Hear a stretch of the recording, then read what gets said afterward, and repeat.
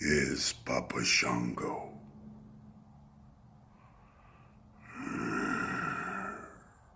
And you are listening to Icopod. Beware of Papa Shango. Beware of voodoo. And definitely beware of Icopod.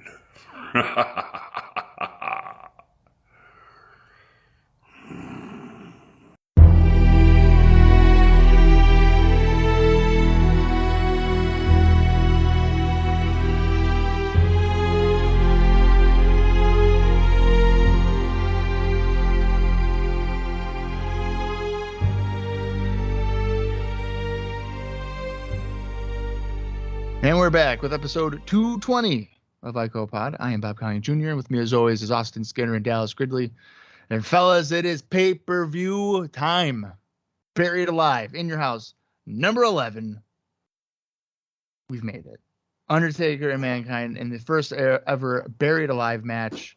Sid and Vader, number one contender, and plus so much more. Wow.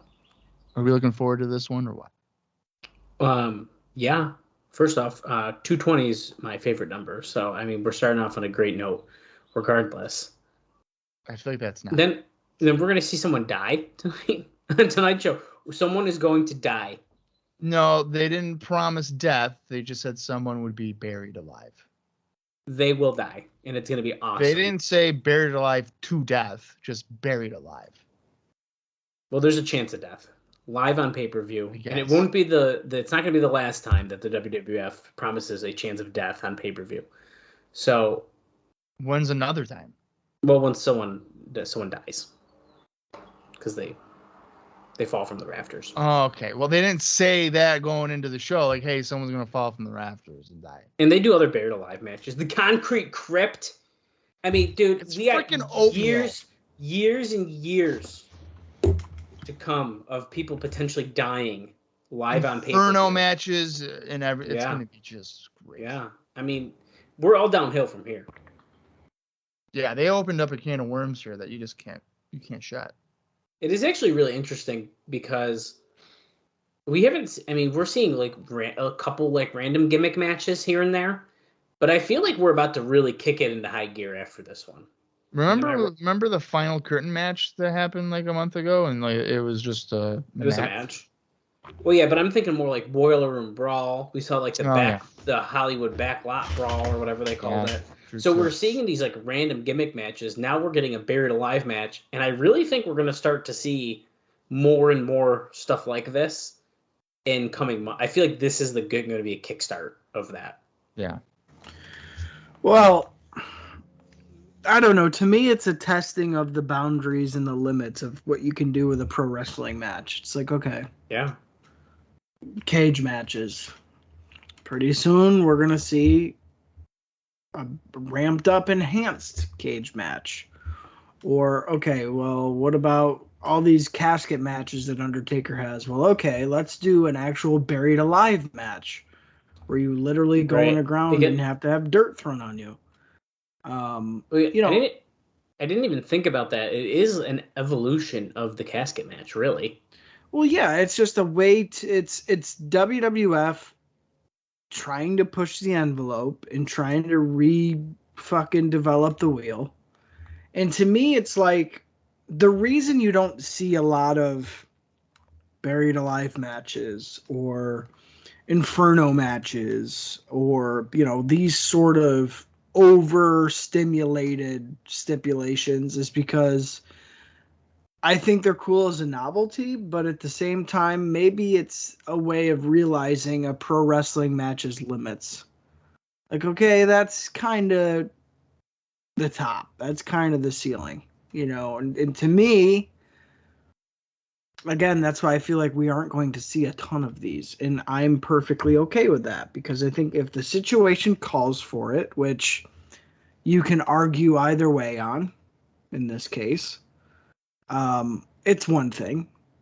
But it's a total nother when, okay, now there's going to be a yearly pay-per-view, Buried Alive pay-per-view, where every match is going to be a buried alive match. I'm glad that we have, to this point in 2022, never gotten to that point.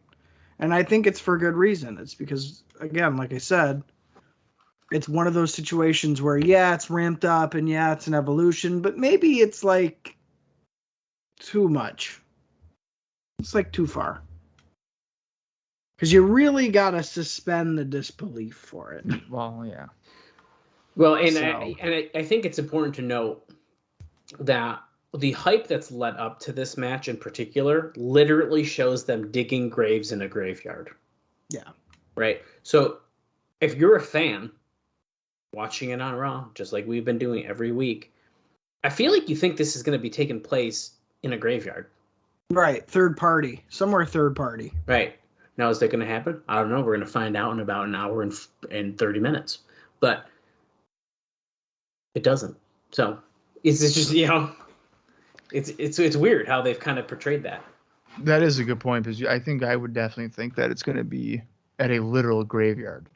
100%. I mean, think of some of the other weird matches that we've seen up in this point, and not even in just WWF, WCW, King of the Road match. It's literally in the back of a car, or in this case, a tractor trailer, and it's not in the ring. Yeah. Right. But there's a lot of little stuff throughout wrestling, even up until 1996, where it's like, if it's something special like that, case in point, Boiler Room Brawl, technically didn't happen in the arena in front of the fans. That was like a backstage thing. Mm-hmm. So yeah, totally. If I'm going into this having never seen or knowing what it is, no explanation of what it is, 100% I'm expecting to be, if I'm sitting there live, Videotron fucking comes out and it's like, okay, let's show you the match because this is what it is. Right. I don't know. I mean, I haven't seen this match in a long time. Of course, seen it. So I'm looking forward to seeing how it goes down, especially with the context involved of going into the match. Yeah, it'll be interesting. It'll be interesting to see it up against the Boiler Room Brawl. Because really, back to back here. So, as much as the Boiler Room Brawl today still gets praise, it is going to be a curious situation to maybe stack that up against what we're about to see tonight with the Buried Alive match. Right. I'm going to make a guess, and I'm going to say I'm going to enjoy this more. Yeah, I don't know. I think I will too, just because there'll be like a live crowd reaction, like in the arena. Yeah, I think that's important. There'll be commentary for another. Yeah, it won't be in the can, so to speak. Yeah, I'm looking forward to it. And it kind of sucks because, like, I don't know if I really care about much else on the show. I mean, the show is named Buried Alive. I mean, they know what the most important thing on the show is. Yeah. I mean, it's mostly the most. It was like the most advertised thing, almost the only thing. Almost, yeah. I mean, that Sid and Vader match was advertised maybe once on a Raw. I mean, they did some story stuff with it, but as far as like, oh, here, this match is happening, they think they only talked about it maybe once. Although I do gotta say, I did see some Sid clips, one including that Bob retweeted, and I'm excited to see Sid. I want to see him yelling about cars and Goldberg more, but I'm excited for that. And I don't even remember what else you already said. See, that's what I mean. Like, I already don't know what else is on the show, but yeah. Well, I'll be doing a quick rundown here in a minute. There are no notes this week. Obviously, we'll be doing that next week because it is a pay-per-view. It is October 20th, 1996, Indianapolis, Indiana, at the Market Square Arena. The attendance is 9,649. There are a few different taglines for the show.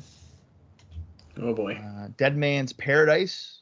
What? Dead or Alive.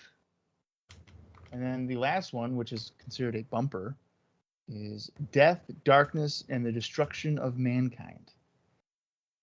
I think I might like that one the best.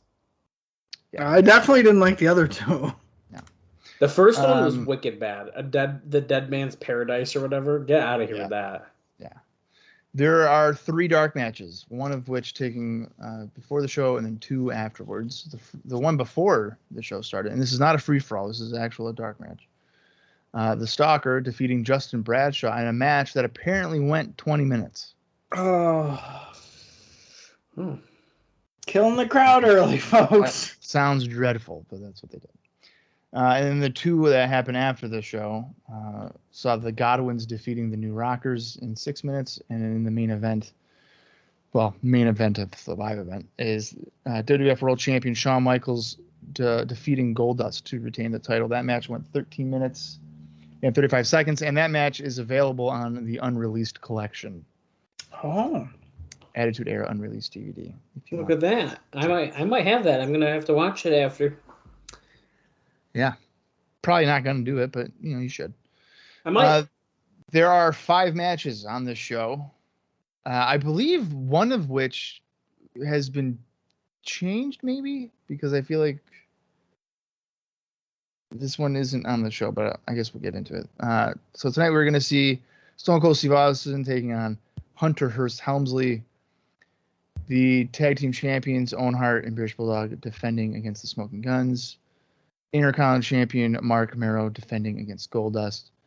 Sid against Vader for the #1 contendership, where the winner will get a shot at Survivor Series, and of course, buried alive between Mankind and the Undertaker. I think Mero Goldust was not originally. I'm pretty sure. Wasn't he supposed to defend against Farouk? I think it was Farouk. So maybe we'll get explanation. Okay. Regarding that. And I don't remember Steve Austin Helmsley match. It was weird. 2 heels squaring off, but whatever. It's a throwaway. Yeah. All right. If you guys want to watch along with us, head over to Peacock. It's season 2, episode 6, WWE In Your House, Buried Alive. Runtime is 1 hour, 50 minutes, and 49 seconds. Don't worry, there's not going to be any ads conveniently placed every 7 minutes. Unless you're Screech.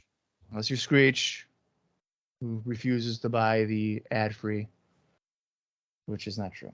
But he's a homeowner now, so he's got to save his money where he can. Wait, is that official? Hey, I don't know if it's official, but we'll say it is. We'll say it is. Right. Congrats, Screech. I haven't heard from you in a while. I hope you're doing fine. Nah, he's not. Yeah, he's not. No, he's... He didn't make it. He's not doing good. All right, I'm looking out from 3, and when I say play, that's when you want to hit the play button. Or just listen to us ramble on about life. Stop telling me what to do, Bob. And maybe enjoy the show. Who knows? All right, here we go. 3, 2, 1, play. Jesus, that was a slow start. Not you, Bob. The actual fucking thing here. I got the last time I heard from Screech, he sent me this picture and just said, "It's me." Okay. Well, he sent me a picture of Mike Glennon saying, "Is this who you're talking about?" For the football player, and I said yes. And we're getting a pretty spooky opening package here, guys, and you're right. They're both talking. I believe they're potentially taking the voiceovers from the things on Raw that we've been seeing. Yeah, I don't think this is new audio. Try to imagine what the last few breaths of air. Do you think Undertaker's going to sit there and shovel each piece of dirt into the grave? Yeah, personally. See, yeah, like Alice says, what they're showing is like, this is where it's going to be. That's what it looks like. Eternal damnation. Oh, God. I'm scared. Sony's PlayStation presents Buried Alive. And there we are. There's the tombstone. Bob, sing the song. I can't even hear it. Oh. Is there a song? I think I'm a couple seconds behind, but I ain't messing with it. Well, if you're wondering where we're at, I'm at 1 minute, 36 seconds, 37, 38. Yeah, I'm literally 2 seconds behind you guys. That's where I'm at. It's really good. All right, here we are. Crowd looks relatively excited. We got a 3-man booth at the table tonight with JR, Jerry Lawler, and Vince McMahon, Dallas's favorite. Kevin Kelly is so much better. And there's the grave. It's official, guys. It's fucking right there. That's where they're doing it. Wait, a number of things have already happened in the free-for-all. Bob said there wasn't one. The match that I read was not on the free-for-all. Well, a number of things happened, but we were going to tell us, but fuck it. Here comes Hunter Helmsley. Oh,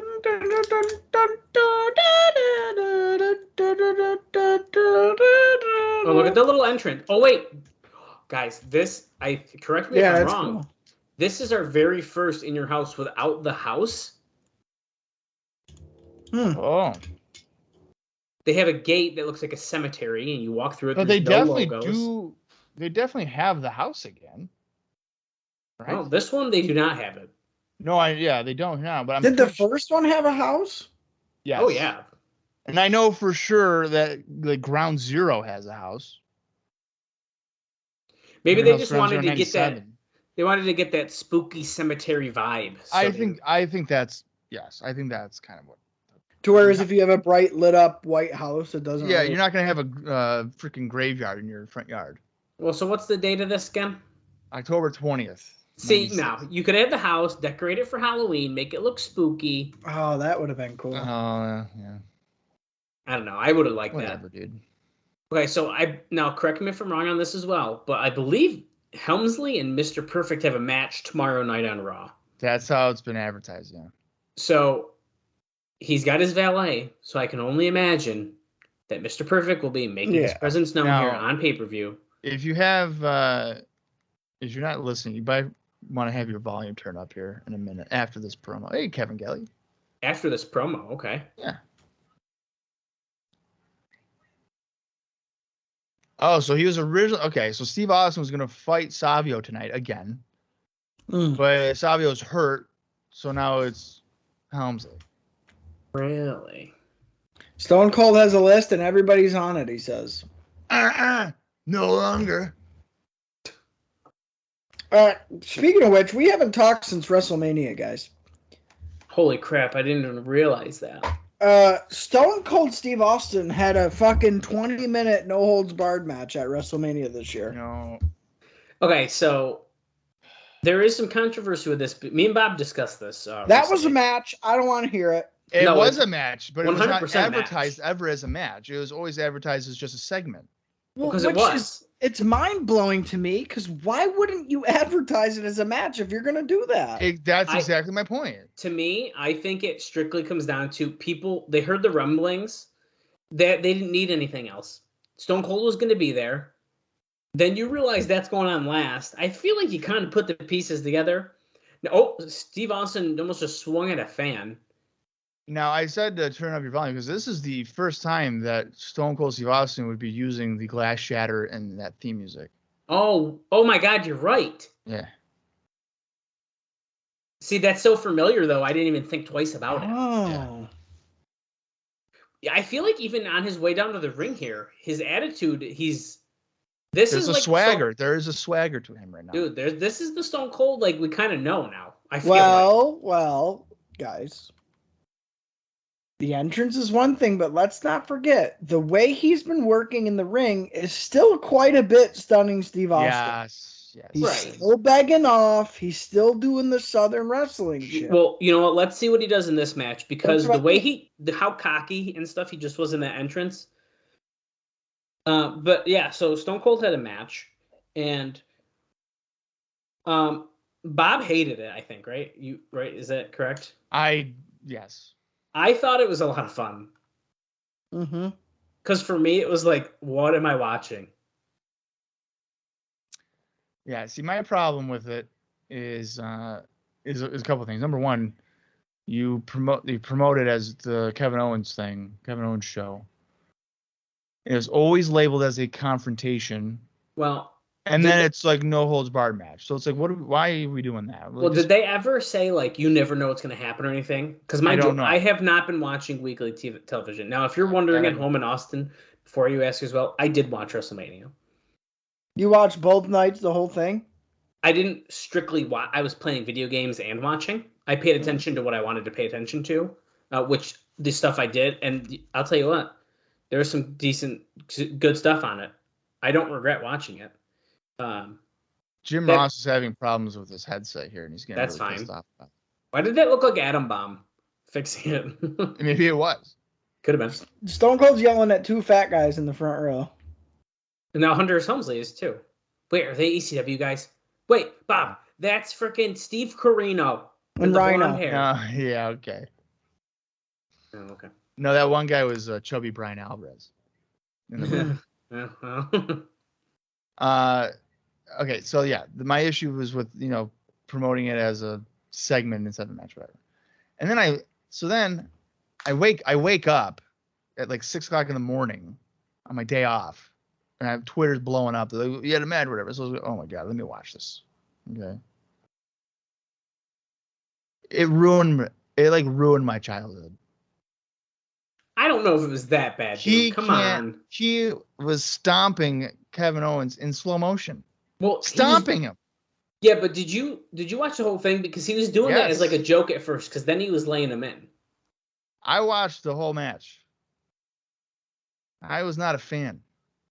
And then this was the same night as Cody, right? Yes. Okay.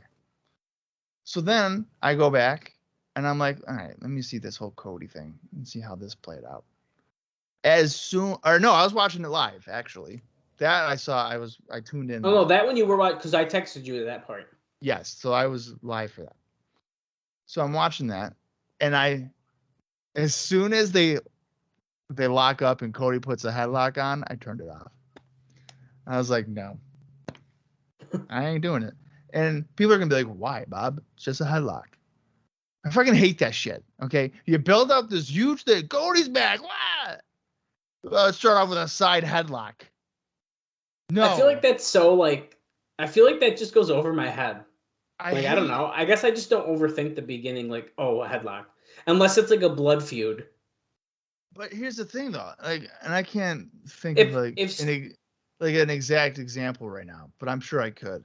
Where like these guys are feuding with each other, and it's like, oh, dude, you ran over my wife with your car. That's happened. And then it's like, test of strength. We're gonna start off. It's like, what do you? No, you fucking run to the ring with a chair and you smash the guy in the face, and then you pummel him with right hands.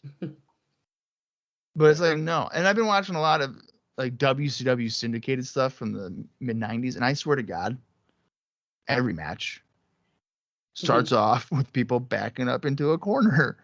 Clean break, and then run the ropes, hip toss, arm drag, and then like bail to the floor. It's like every time. It's like, come on, guys. We can be a little bit more creative than this. I watched the Cody match as well. Cody Rhodes doesn't impress me. To me, he's a mid-level talent at most. I'm telling you right now, I never liked him in AEW. He can cut a great, passionate, emotional promo. It's the same shit, though. Yeah, but I'm not going to take that away from him. Because not a lot of guys can do that these days, and that's just the facts. I agree that the passionate stuff is true, but then there's a lot of times, like with Anthony Ogogo. Yeah. He cut a promo, and it was just like, what are we doing? Well, that's the thing with Cody. Like, yes, I think he can cut a good promo too, sometimes but there's it's misguided. There's that, and I feel like, to be honest, some of his promos is why like AEW fans started to turn on him. I agree. And like essentially drove him out. Like, I feel like that's what happened. Well, I know for myself, a lot of it, and like maybe if you go back and look at it, maybe this isn't accurate, but to an extent, it felt like he was winning every fucking match, every few. I know he lost. I know MJF. There's a couple, but technically with MJF, he didn't win that cleanly. He had to hit him with the ring. Right, and now as Bob, you and me discussed this too. Is Cody's been doing the Triple H reign of terror essentially? Like that's what he wanted to be, is like Triple H. Which he said it's his favorite wrestler, so it makes all sense. But well, yeah, and if you really think about it, I mean that Triple H reign of terror, is really kind of probably during Cody's formative years as a viewer. So I'd want to be like Triple H too. Back in 95 and stuff, he was like 8. Yeah, so I mean it makes sense. 2002, he's like 15, 16 years old. Yeah.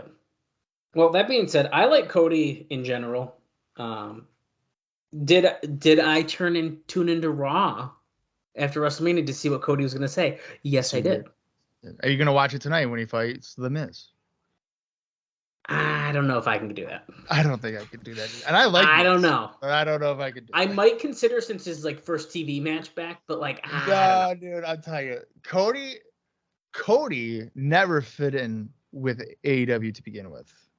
The style of what they were going for. Yeah, but he could hold his own.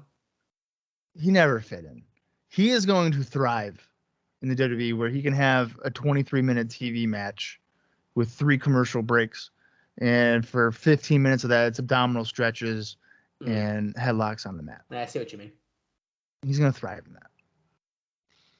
There's been nothing going on in this Helmsley Austin. Nothing, guys. Nothing. Steve Austin has been in control. Yeah, except Helmsley's got him backed into a corner now. Just laying in strikes. Tim White's like, get out of the corner before I go and shoot myself at a bar. You're going to ruin my career in May of 2002 where I get catapulted into the side of a cage.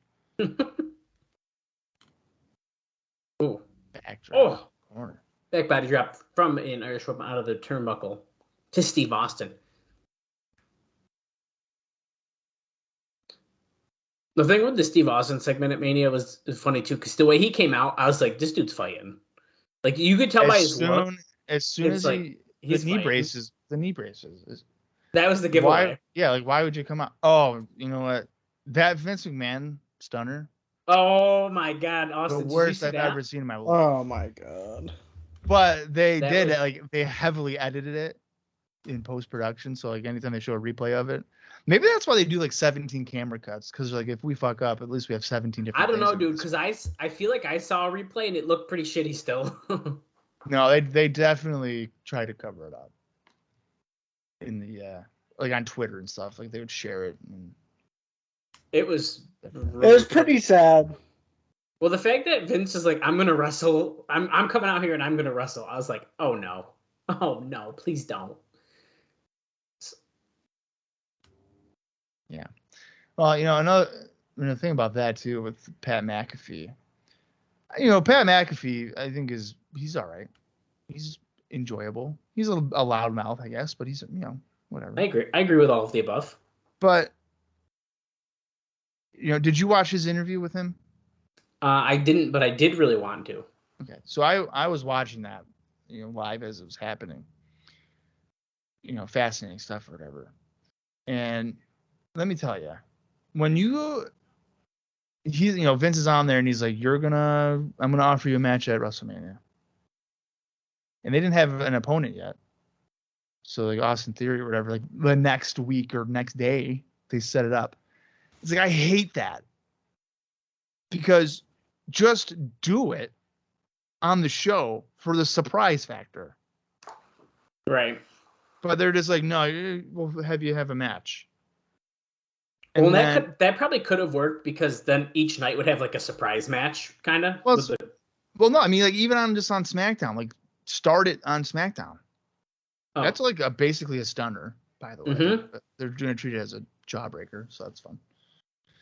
But then Vince Russell's the guy and is acting on TV like he hates him. But then if you look at the interview that he did, it's like, I think you're great, pal, and all this other shit. And it's like, come on.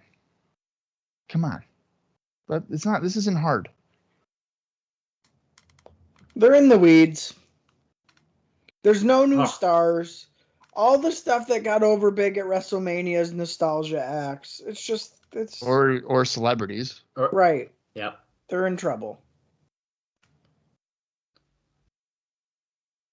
I agree with that. Important to note that Jim Ross's headset sounds very weird. It's still not working right. It's definitely like some kind of gimmick that we're working on in the show here. Because, of course, he's like the bad guy. He's turned his back on the WWF to bring in Diesel and Razor Ramon. Scott Hall and Kevin Nash have returned. That's right. There's someone on one of our social media pages said they like the Razor Ramon guy. Rick Bogar? I can't remember who said that. I don't know. Because they like his. Rick Boggs? I thought it was Rick Boggs. Rick Boggs is the guy today. On SmackDown. Hmm? Rick Boggs is like on SmackDown right now. Or is it Is it Boggs or is it Bogues? Either way, it's not the same guy. Yeah, no. Well, whatever. He's not good. Wait a second. Wait a second. It was Mr. Perfect. Here comes Mr. Perfect in an oversized blue suit. This is where Dal says he's literally walking by his future home because he dies in 2003. Well, I didn't say that. You were thinking. Speaking of bad matches, though, Axe Handle on a pole in TNA. Whew. Yeah, no kidding. Whew. That is not fun.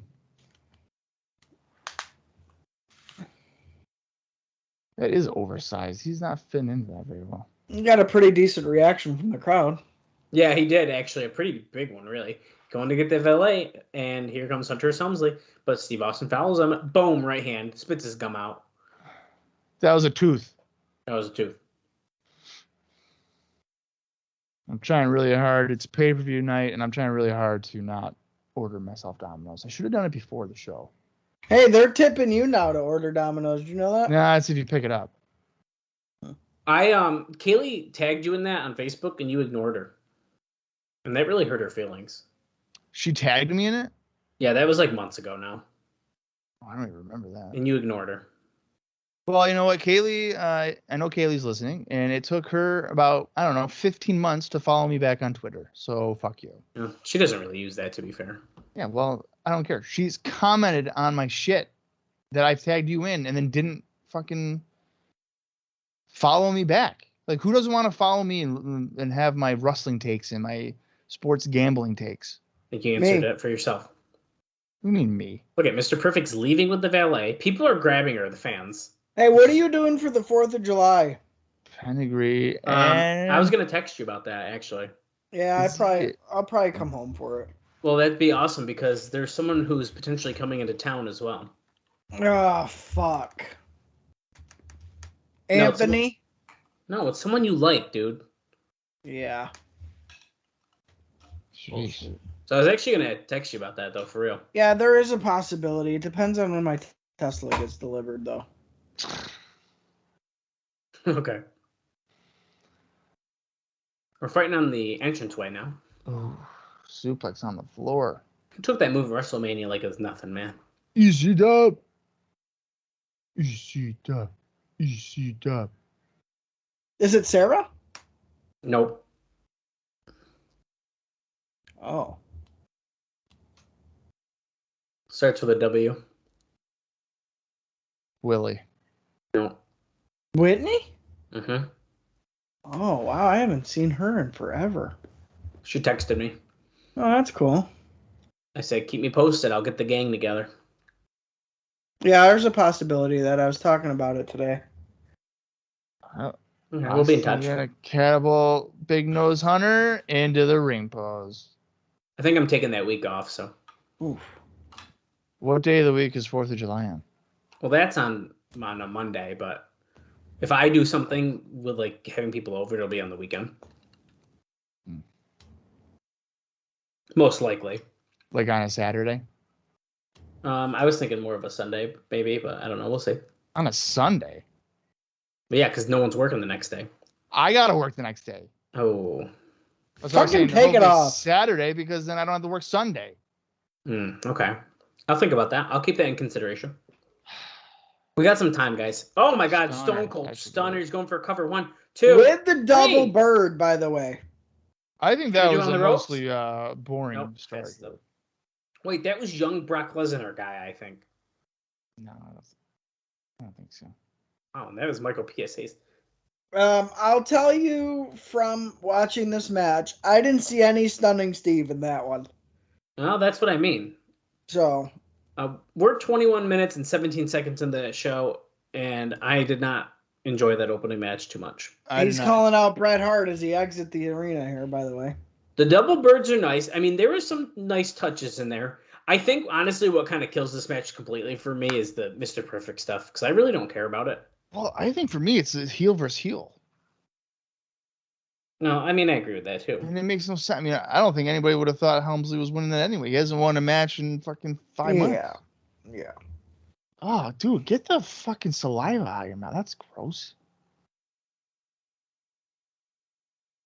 Oh, Billy Gunn just making out with Sonny back on May 26th. Phineas is like, what the hell, man? That's my girlfriend. And then Bart's like, here we go. Back suplex, win.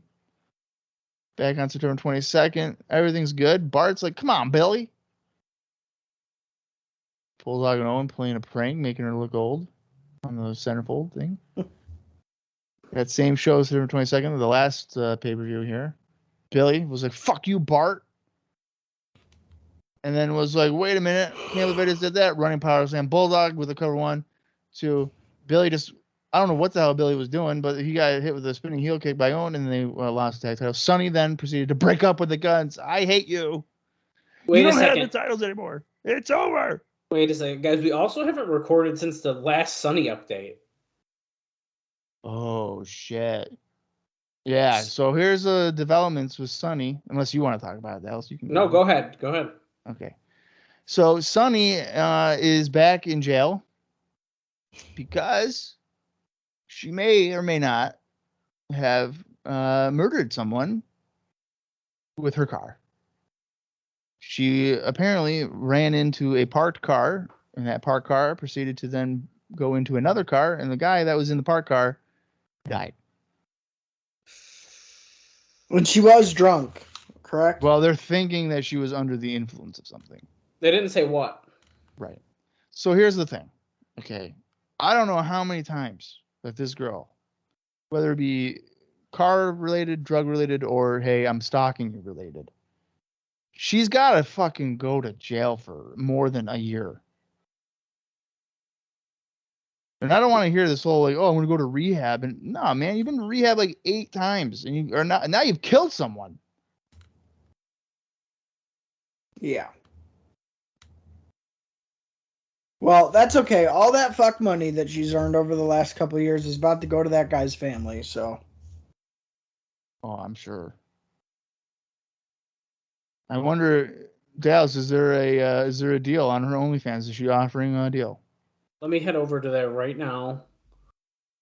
15% off because it's 1% for every year that I'll be in jail. 15%. Well, before I click on it, her last post, March 25th, 2022. Is it just a weird picture of her? There's just so you guys know what we're looking at. She's fully clothed. Unlike her last one where you can see a little nipple. Yeah, nipple. This is, well, assholes, since my name has been scored the top of the kill list for the past 20 years, and I'm still fucking alive, shit, my autograph is worth more now, so once I do croak, you can sell it for a lot more money. Come see me out at a signing. Well, we won't be seeing it at a signing unless it's at the county jail anytime soon. And no, her OnlyFans is still $30 a month, so... yeah. That sucks. We missed our deal, guys. Bob would not pull the trigger. He wouldn't sign up. No, I don't. Or Austin wouldn't do it for the group. We tried. These are the tag champs coming out right here. Wow, look at those biceps, dude. Owen has definitely trimmed his hair down. Yeah, he has. Yeah, he has. Wow. I do like these guys as a tag team. So do I. 100%. I've been waiting for fucking 3 years for their team to establish.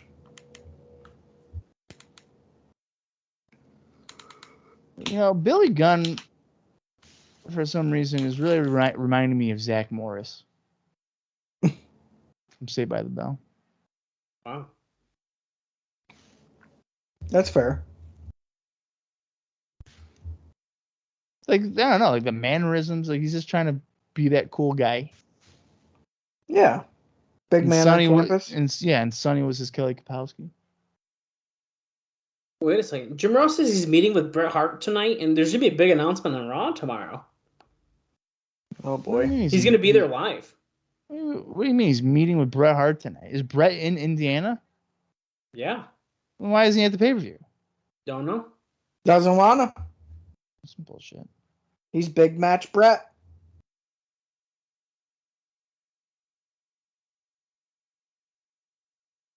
Big match Bret. Bret. It's Uncle Joey in the ring here. Uncle Joey. Oh, they're messing with his microphone.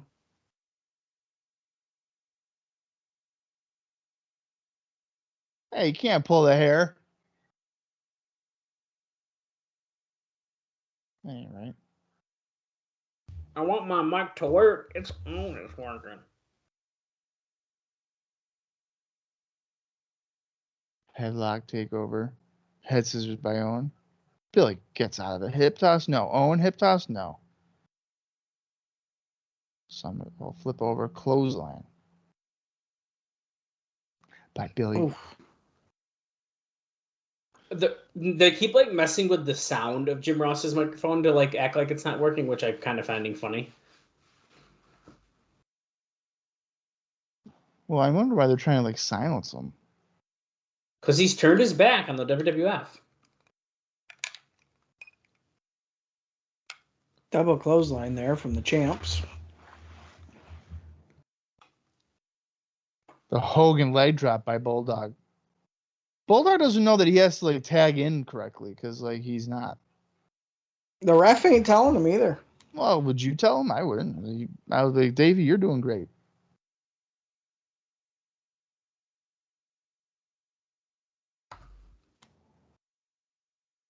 What's that mean? What? Has anybody made any cool purchases lately? Oh, have I?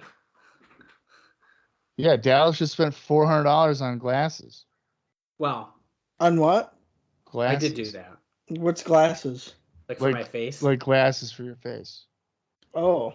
Yeah, I didn't mean to do that. Well, I didn't expect to do that. Are they like prescription glasses? Well, yeah, that's what I need. Or like ring-worn glasses? No, they're prescription. Oh, all right. I actually I was so excited, but I think I already told you guys about my purchase, so I actually don't know if I have made any good purchases. I don't think I do either. I bought some figures. Yeah, I've been trying to save up. I gotta move soon, so. Well, that's a fair reason. Yeah. Once you move, then it can start again. Oh, and it's gonna. And you're going to have room to put shit, which is the best part. Yeah. I'm excited for you. I was just talking recently. I said, man, I can't wait till Austin gets to hang up all his masks again. Yeah, instead of hiding him in my closet. Yeah, I'm excited about that. Bart missing a off the crossbody off the top. You know, Bart really tried there, but he just couldn't do it. Bulldog off the rope. Oh, got a crossbody. Goes for cover one. You know, Oof. The guns really just feel so out of place. It's just so stale. And I was just thinking that too. They're so past their expiration date, it's not even funny. I think that they were done. I mean, I think there was still value of them like earlier this year, but I would say probably by like June. It was time to cut bait here, or at least like maybe repackage them or something. I don't know. Yeah, I'm kind of bored with them. They got a bad shake though. They really did. Yeah, you know, I feel like I saw something on Twitter where somebody was like, I think they were talking about like present day wrestling. They were like, "Oh, you didn't have to live through the day of like smoking guns or whatever." And I was like, number one, the smoking guns aren't that bad. They're one of the better things that we've been watching, which is the and then they were making it sound as if they like the smoking guns were shoved down our throats, and it's like if you really go back and look at it, they weren't. The first year and a half, because they came in May of '93. I mean, they weren't even champions until January of '95. They were barely even featured. Yeah, like what are you talking about? They just showed Sunny watching the screen and like about to like suck on her finger while Bulldog and Owen were in the ring, which, you know, there's nothing wrong with that.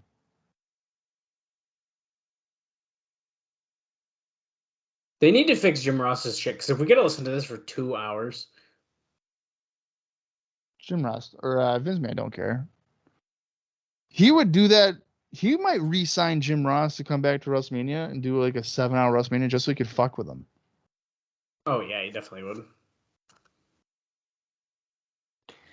Yeah, I don't know, man. I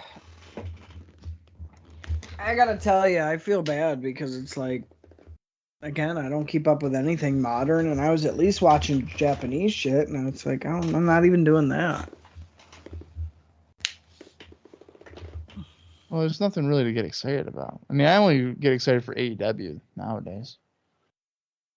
The most wrestling I watch is Monday nights on this podcast. Missing out on good shit, man. It's nice to know you don't watch the TNA Cross Line podcast. That's nice.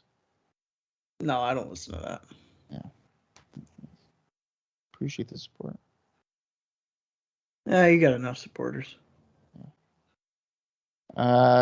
Billy almost just won with a side Russian leg sweep. Now, we've seen a replay here of Bart and Billy colliding on the apron, and Billy was mad for a minute. But now he's back in the match. I hope we see the real Double J tonight, guys. Oh, I forgot about that. Maybe they'll bury him alive. It's funny because the Smoking Guns remind me a lot of Dallas and Bob, just because how close they are. Just really good buddies and almost like brothers. That's what happens when you're in the same town as each other. Yeah. You guys talk to each other like 30 hours a week, and you're on 6 different shows together, and and here I am out in the fucking wind. Yeah, well, you wanted to abandon us. Yeah, I mean, you did, like, you left us like an unwanted pet. Yeah. Here I am. Slowly getting phased out on IcoPod. They already got Screech fucking lined up for 1997. Well, wait till you see who's next, Joe Sweet. So at least when I text Dallas, he doesn't just say "cool." Bob, you ain't got shit to say to me, okay? Or I'll be like, and you'll just be like, "Zup." Yeah. That's why when I call you and you answer and you're like, "What do you want?" I go, "What's up?" And then you'll just be like, "I need you to provide free advertisement for my website." And I'll be like, "This is the only time you ever call me is when you want something for free." Yeah, sounds familiar, asshole. Dude, how do you fucking do this on my website for my articles, dude? It's 7 a.m., you piece of shit. Fucking ask Google. I'm on a cruise. Jesus Christ. It's New Year's Day, 7 a.m. Fuck off. What the fuck was that? They just missed the sidewinder? Yeah, but it looked like he still hit it. Spinning heel kick. That might be it. One. Davey Boy held on to Bart Gunn's tights for so long, and Bart Gunn didn't do shit. Yeah, he really did. That match was terrible. That match wasn't even that good either. No, that was terrible. The work rate tonight is not going well. It was like they waited for so long on that little convoluted finish. Yeah, they telegraphed it pretty bad.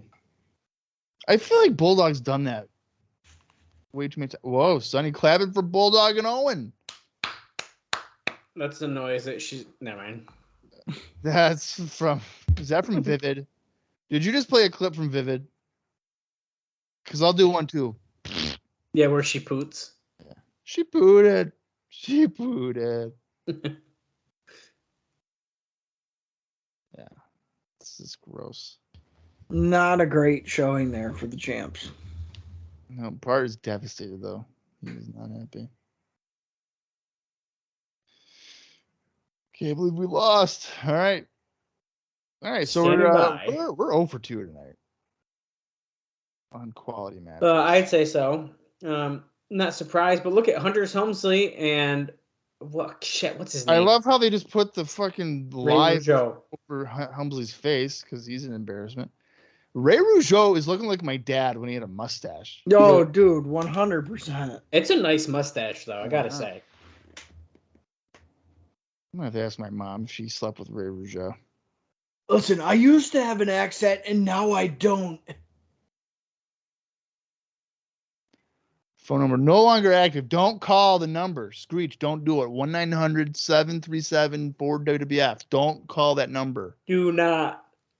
1-900-451-33332. Don't do it. That's Canada. Don't call that. Well, don't call that one either. Screech, don't do it. Okay, Jim Ross has left the table. Oh, darn. We're really going to miss out now. Talking about Farouk having a problem with Ahmed Johnson. Wait a second. Well, Jim Ross is in the ring shooting. I'm doing my very best job broadcasting. I think that Scott Hall and Kevin Nash are going to come out and attack Vince McMahon.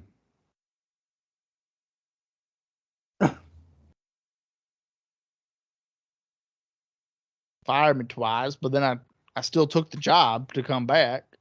What is the fucking payoff for all this bullshit with JR? No, but if I was Jim Ross and they fired me twice and were disrespectful twice, why would you go back a third time? That's like a level of just like lack of self-respect, right? Well, yeah, you're just a slut at that point. And then you probably also, I mean, I understand that WWF is, and WCW. I guess he wouldn't go back to WCW. So really, WWF is his only option. But like, he was doing like football stuff with the Falcons. Like, just do that. You don't need to be disrespectful. Fuck JR. Okay. I don't like his commentary now. Well, he can't even have an intelligent conversation at this point. Well, and he also always thinks he needs to talk in the form of a soundbite. If you ever listen to his podcast, he'll say something that is like an opinion, and then he'll be like, "Well, and people are gonna think, oh, JR is just bitter." I ain't bitter. I just know what I like and what I don't like, and I don't like all the high spots. Oh, but JR is out of touch. No, I'm not out of touch. So he's basically talking to himself as if it's a fan critiquing what he's talking about. It's just weird. Yeah, that is weird.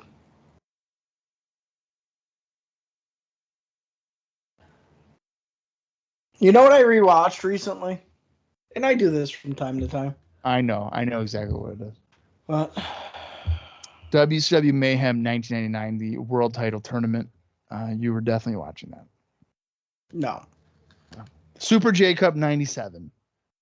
I haven't watched the Super J Cup in a while. No, it was actually Halloween Havoc 1997, Eddie Guerrero versus Rey Mysterio. And this fucking day, that's still my favorite match. To this day. It's a great match. And it's like, there's no stalling. There's no lulls. It's on from start to finish. It doesn't go long. It's not a long match. I was going to say, it's like 11 minutes or something. Yeah. Fucking dude. I can't say enough good stuff about that. It's peak fucking heel Eddie. Yeah. Ray's already been over huge. Earlier tonight on Free For All, Ahmed Johnson brutally attacked Farouk Asad with a 2x4. So he's back. To be fair, he's been asking for that attack. So that's why Farouk's not wrestling tonight. Good. Commercial. Well, that's what you got. What? Mr. Perfect's coming out again? What's he doing out here? Mr. Perfect's here?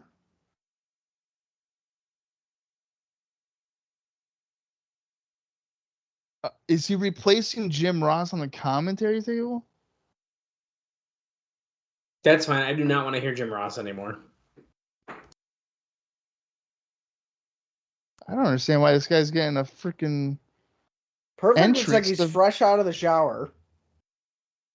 This guy's getting an entrance to be on the commentary table. Nah, don't worry. He'll be in WCW soon. That's true.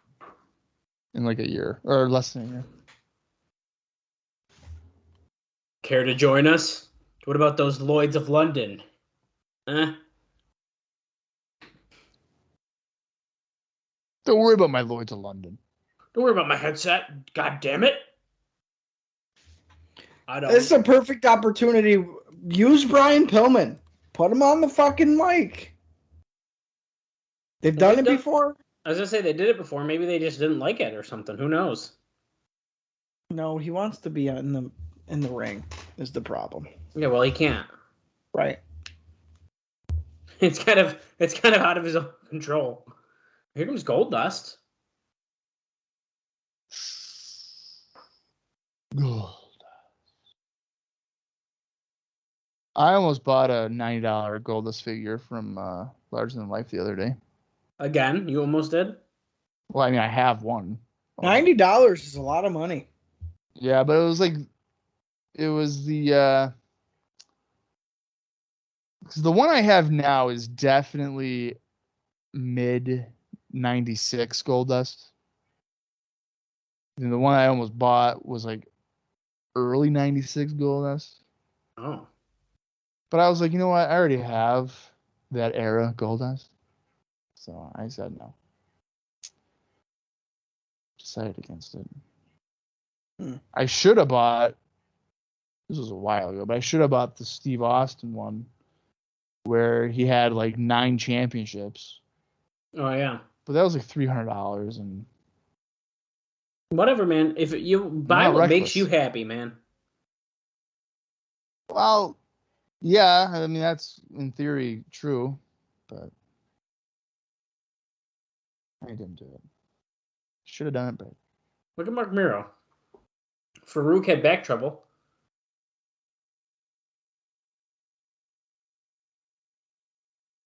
Lawler, I don't got time for you. My eyes are too focused on the match.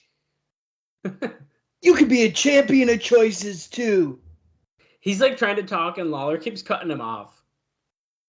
I can't wait for a Mark Merrill Jerry Lawler match because we know that's gonna happen. Well, here they come. Why did that guy have Kiss face paint on? Because the demon is gonna show up tonight. I hope not. Duh. What are you talking Gail about? Tolberg. Ugh.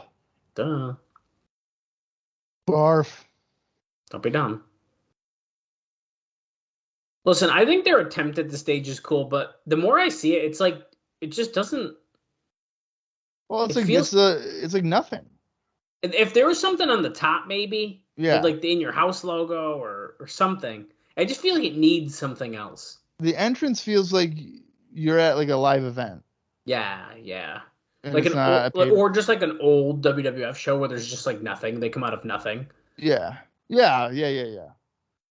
Live event's probably a better. My favorite thing about like 92 WWF Oh. is when they would walk out, but it was like just out of like the hockey bleacher thing, Yeah. and there was like no pillars or nothing. They're just walking out. Well, that's what I mean. Yeah. It's the same vibe. Miro's got some cool pyro here. Well, he's wild.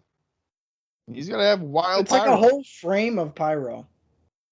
Yeah, the wild man, except he's wearing like jackets that, yeah, it's a robe, but it's still like, that's still Johnny B. Bad to me. Yeah, and they've kind of gone away from the whole like jungle guy. Yeah. Yeah, it's kind of weird. Because like when he was wearing what, it was black and white, right?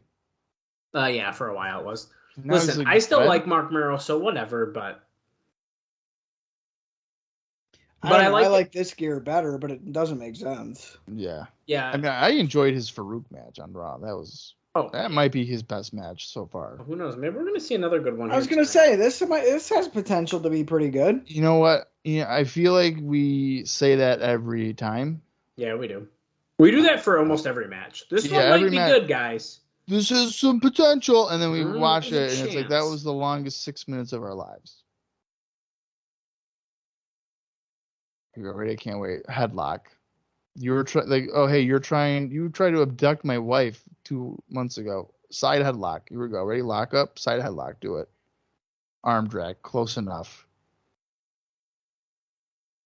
See, if that was me, I would have just kicked him in the nuts and taken the disqualification. Headlock. Do it. Dust. Back him in the corner, WCW style. There you go, Dustin. Now you're gonna pat him on the chest and you're gonna back off.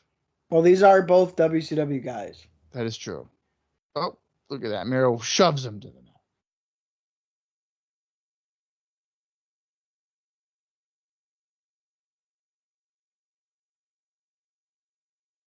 Speaking of WCW guys, recently on Twitter I did see the picture of Scott Hall's service, I guess you would say, and it's a couple of wrestlers standing by. Yeah. I'm assuming his grave. And it was pretty sobering because if you think about it, yeah, a lot of wrestlers pass away and they do these nice promo packages, and it's like, oh, it's larger than life guy we're not going to see anymore.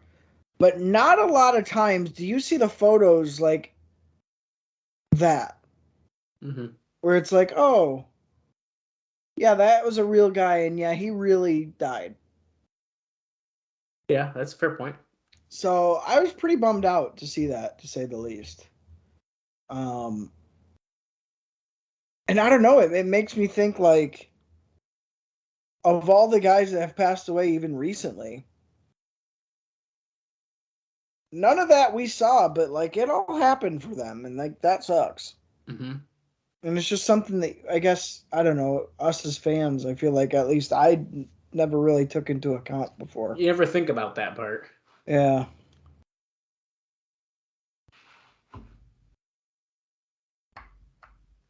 Doesn't feel real until you see it. Right. Well, especially a guy like Scott Hall. Like, he's not that old. He turned his life around. He was on the right track. In better shape. Just, I don't know. It's weird. Yeah, I mean, it's weird to think about how for wrestlers, and I guess really for Scott Hall in this instance, like all the stuff that he went through, whether it be alcohol, well, it was mostly alcohol for him, right? Yeah, I think so. Yeah. So, he has all those, as they say, demons, overcomes it.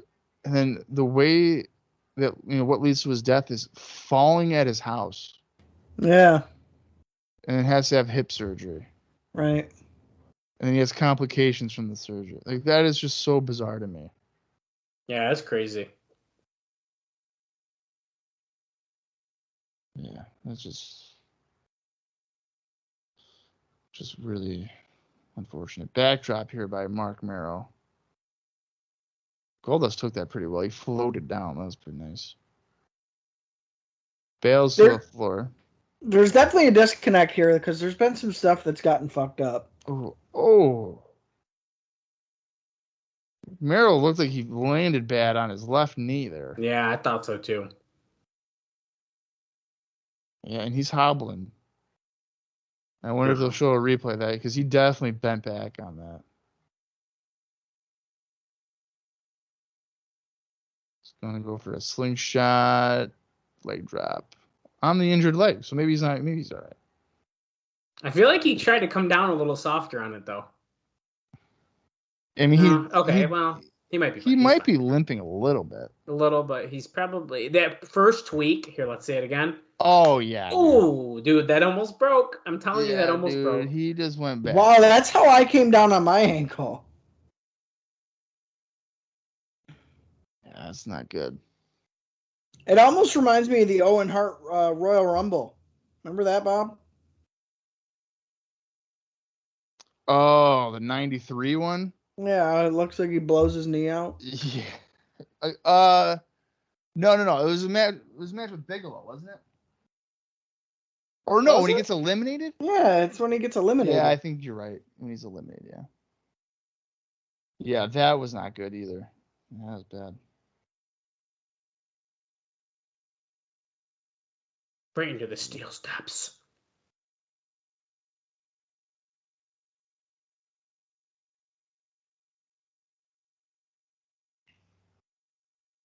I think this has been the best match so far.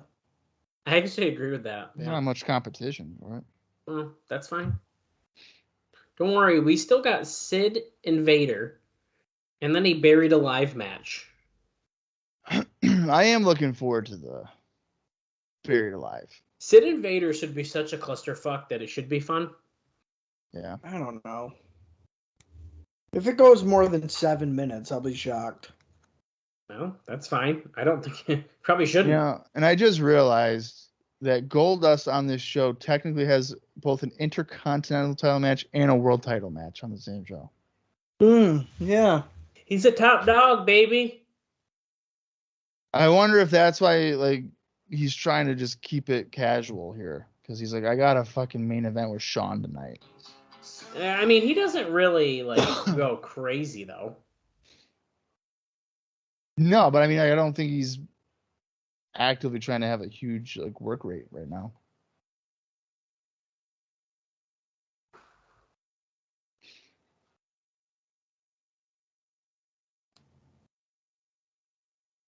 Goldie. Gold dust.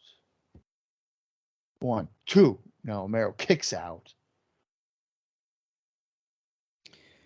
So my girlfriend's friends were in town for almost the last week. And, it's the three of them. So it's that growing up dynamic from kindergarten on to 30 years old. And it really bummed me out. Because I thought back to a time where Dallas and I had a mutual friend, and we were all very close and had very similar chemistry to my girlfriend and her two friends. Austin, we're all still friends. Oh, no, Bob, you weren't included. Oh. You've always been on the outer ring. Oh, okay. Here we go. The outside circle. Right. I'm sorry. Oops, I'm talking. Who are you, Crystalia, you son of a bitch? Oops. Yeah. Yeah, and I was bummed out, man, because this specific friend we don't even talk to anymore, and it's like, fuck, we could have that still, and we don't. That's life, man. Wait a second, hold on. Goldust grabbed the microphone. Shut the hell up. I'm kind of surprised you recognize that, by the way, Bob. What? That reference. Yeah, dude, of course, man. Why is Goldust cutting a promo? How would I not? Match? Listen, Crystalia, for all intents and purposes, allegedly is not a great human being, but I do find him funny on podcasts. I was going to say, I don't care because I'm a huge Crystalia fan. Huge, so. I don't even know who you're talking about. Who are you talking about? It's a comedian. Oh, okay. Yeah, I don't know who that is. He's usually on a well, I mean, I guess he has his own now with like Brendan Schaub, who I fucking hate. No, I just listen to Congratulations, his own podcast. I have forever though. Oh, okay. That was a nice moonsault there. That one guy with the Shawn Michaels shirt is pissed. Yeah. Well, he almost got the win there, but he did not. So D'Elia is usually on he does like stuff Kid. Fighter and the Kid, yeah. And then like the King and the Sting and the Wing or now or whatever. And one of the guys, he's gonna beat him with a roll up again. 1, 2. It's almost like his finisher. Yeah, I know. Oh no. So what happens though is Brendan Schaub will usually like interrupt him. And D'Elia will just go like, oops, I was talking, wasn't I? Or like Brian Callen. Like he'll just oops, I wasn't done talking yet. Now was I? And stuff like that. And that cracks me up. Because he's funny in a podcast format. I don't know about a stand-up. I'm not really a fan of stand-up. Yeah. I don't know. He does a lot of crowd work and stuff, which is fine, but yeah. It's kind of sometimes like you gotta be there sort of thing. I think that's what it is for any stand-up. I was just gonna say I can't get into stand-up. People always talk about specials, and like I just can't get into it. I'm a huge cynic when it comes to comedy. Huge. I'm very cynical. I want to like it, but I feel like a lot of stand-up, like they'll be like, "Oh, this guy or this girl's revolutionary," and like I'll watch it, and I'm like, "These are the most basic fucking jokes." Yeah. Like they're making. I don't know. Jokes. There's some people and some stuff though that I fucking love, but a lot of it's old. Yeah.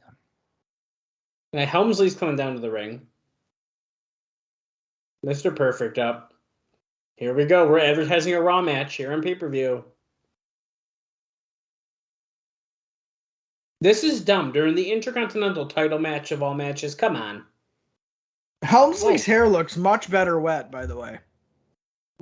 What was Helmsley trying to do? Is he just confronting Perfect? Yeah. Yes. Yeah. Oh, I thought he was trying to get the woman back, but she's not even there. No. Wait, oh, that's Sable. Back in the ring here, these guys are still going at it. Samoan drop. Yep. 450, do it. Mero's got a great mustache. Yeah, he does, man. Wait, what? Yeah, shooting star press, right? Is that his move or the 450? It's a shooting star, I believe, right? Is it? Yeah. Oh, it is. Yes, that's right. Yeah, I knew that. He's hit it a couple times. Yes, he has. Yeah, but why did I think it was a 450? And he hits it pretty good where it looks like it hurts his fucking knees really badly. Well, he does end up having knee problems, so that probably didn't help. No, that's got to be why. Yeah. He is definitely limping since that fucking somersault. Yeah. Do you guys find it interesting that there's a ton of wrestlers that just have like a woman valet and they tend to be blonde? That's typically the way it goes. Yeah, but okay, put it this way. What does Sable offer to Mark Mero besides eye candy? Sex. I meant on screen, Bob. Oh. Look at him land on his knees, dude. Yeah, I don't know. Dallas, does it not motivate you when a woman is yelling, "Come on, hurry, get up"? In that voice too, like, "Come on." She doesn't do anything. And I would say the same about Marlena, but I feel like she's actually helped the Goldust like distract people. She's gotten like involved, yeah. Right. Well, hey, Scott Hall and Kevin Nash are I mean, it's to widen his appeal, really.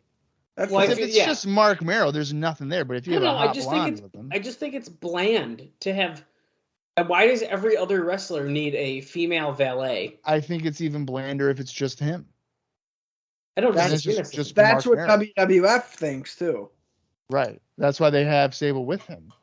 And I'm only using the Sable as a reference point. That's why Hunter's coming out with different chicks, is because they feel like he needs that. Yeah, but that's boring. He doesn't need that. It's boring. I agree. They only use Sunny because they think she's hot. Well, I mean, she is hot. I don't know. Vader and Sid is next, speaking of hot. The battle of the powerbomb. I don't think either guy is going to hit a powerbomb tonight. I bet you Sid is going to hit one on Vader. You really think he can get Vader up? No, I didn't say he's going to get him up good. Do you think he can lift him up for a powerbomb? If Vader's in a good mood? If he can pick up Vader and do it, this will be similar to when Kevin Nash did it to the Giant. He's about to break Vader's neck. Or when Scott Hall did it to Hogan off the second rope. Yeah, that never happened. Last call with Scott Hall, baby. You know, another funny thing. The thing that's crazy is it fucking did happen at some point, and your ex just doesn't remember. You know what's funny about another funny Scott Hall story? And I'm pretty sure this happened. He had his own, like, there was like a YouTube thing I think he had, Last Call with Scott Hall, like you mentioned. And he like watched his ECW match with Justin Credible, and he was very critical of Justin Credible. He was like, see, he's out of place there, but PJ tries. What can you do? I was telling him, slow it down. He just didn't want to listen to me. This is funny. I'm not a PJ Polacco guy. Yeah. I like him to an extent in ECW, but then he blocked me on Twitter, so I don't like him anymore. Oh, yeah. And that catchphrase of his, that's not just a girl, that's not just a mess. That, my friends, is just incredible. I think anytime he didn't say it in a promo, he would twitch. Fuck, I need to say it. Shit. I didn't say my line. Sid getting the first entrance, the crowd, all of them are standing up. I mean, come on. Because guess what, folks? Sid is over. Here he comes. Is he going to be the one to fight Shawn Michaels? Is this like the best physical condition that Sid has ever been in his He's life? Pretty fucking shaped out here. Like, what in the world? Vince must have told him, hey, Sid, we're probably going to put the strap on you, so we need you to just be fucking in amazing condition. I'm going to say something really controversial. Right? Uh-oh. Jordan, clip it. This is going to shake the foundation a little bit. Okay. Clip it. Jordan, get ready to clip it. I'm going to tell you right now. that I prefer Sid on the back 9 of his career compared to the front 9 of his career.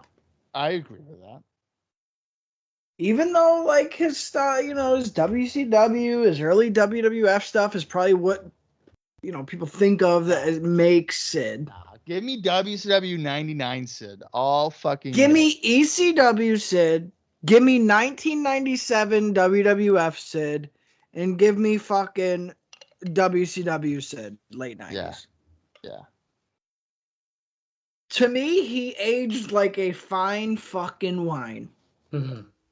My favorite thing, and maybe one of these days I'll take the time to go back and find it, but yeah, like the peak of his heel run with going into the Goldberg match or whatever, he like stuttered over his words and he was like, "Excuse me," like it was only him, like pardon me, but it was only him in the ring. Like he wasn't being interviewed by Mean Gene. Like he was talking and he like misspoke about something and he was like, "Pardon me, Goldberg."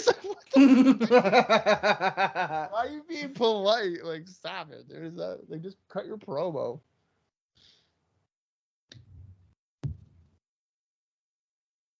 Yeah.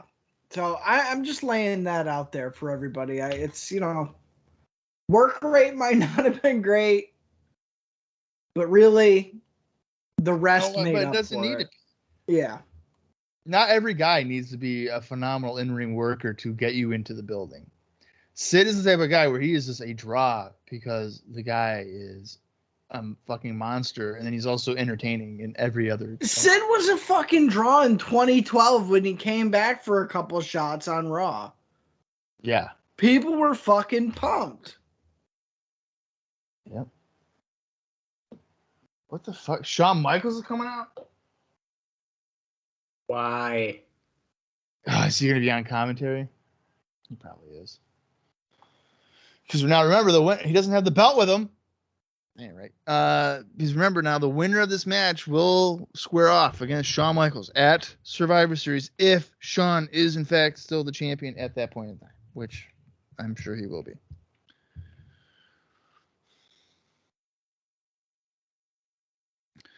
I'm not your boy.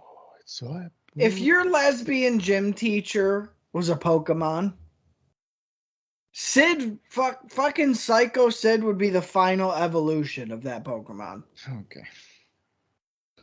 Look how fancy Shawn looks. Let him talk to Vader like they're buddies.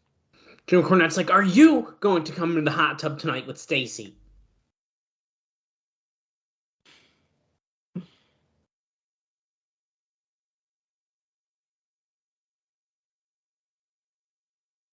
Oh.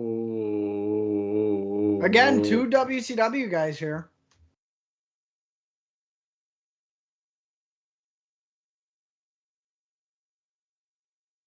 We got the big leg drop, dude. That's it. Nope. If you think about it, Stunning Steve and Terror Rising were some WCW guys squaring off tonight, too.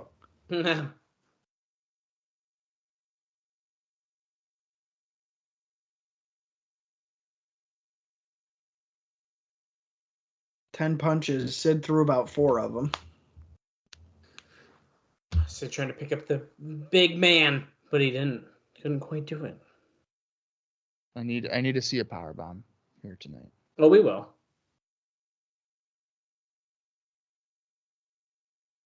Shawn on commentary here.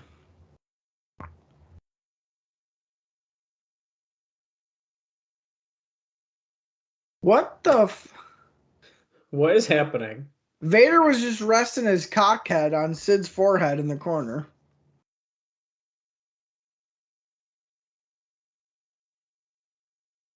Has there thought about getting a haircut in the future? Lawler asked Shawn Michaels.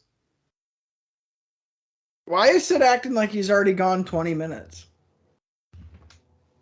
Because he has. This is probably significantly longer than anything he's ever done. He's like getting destroyed.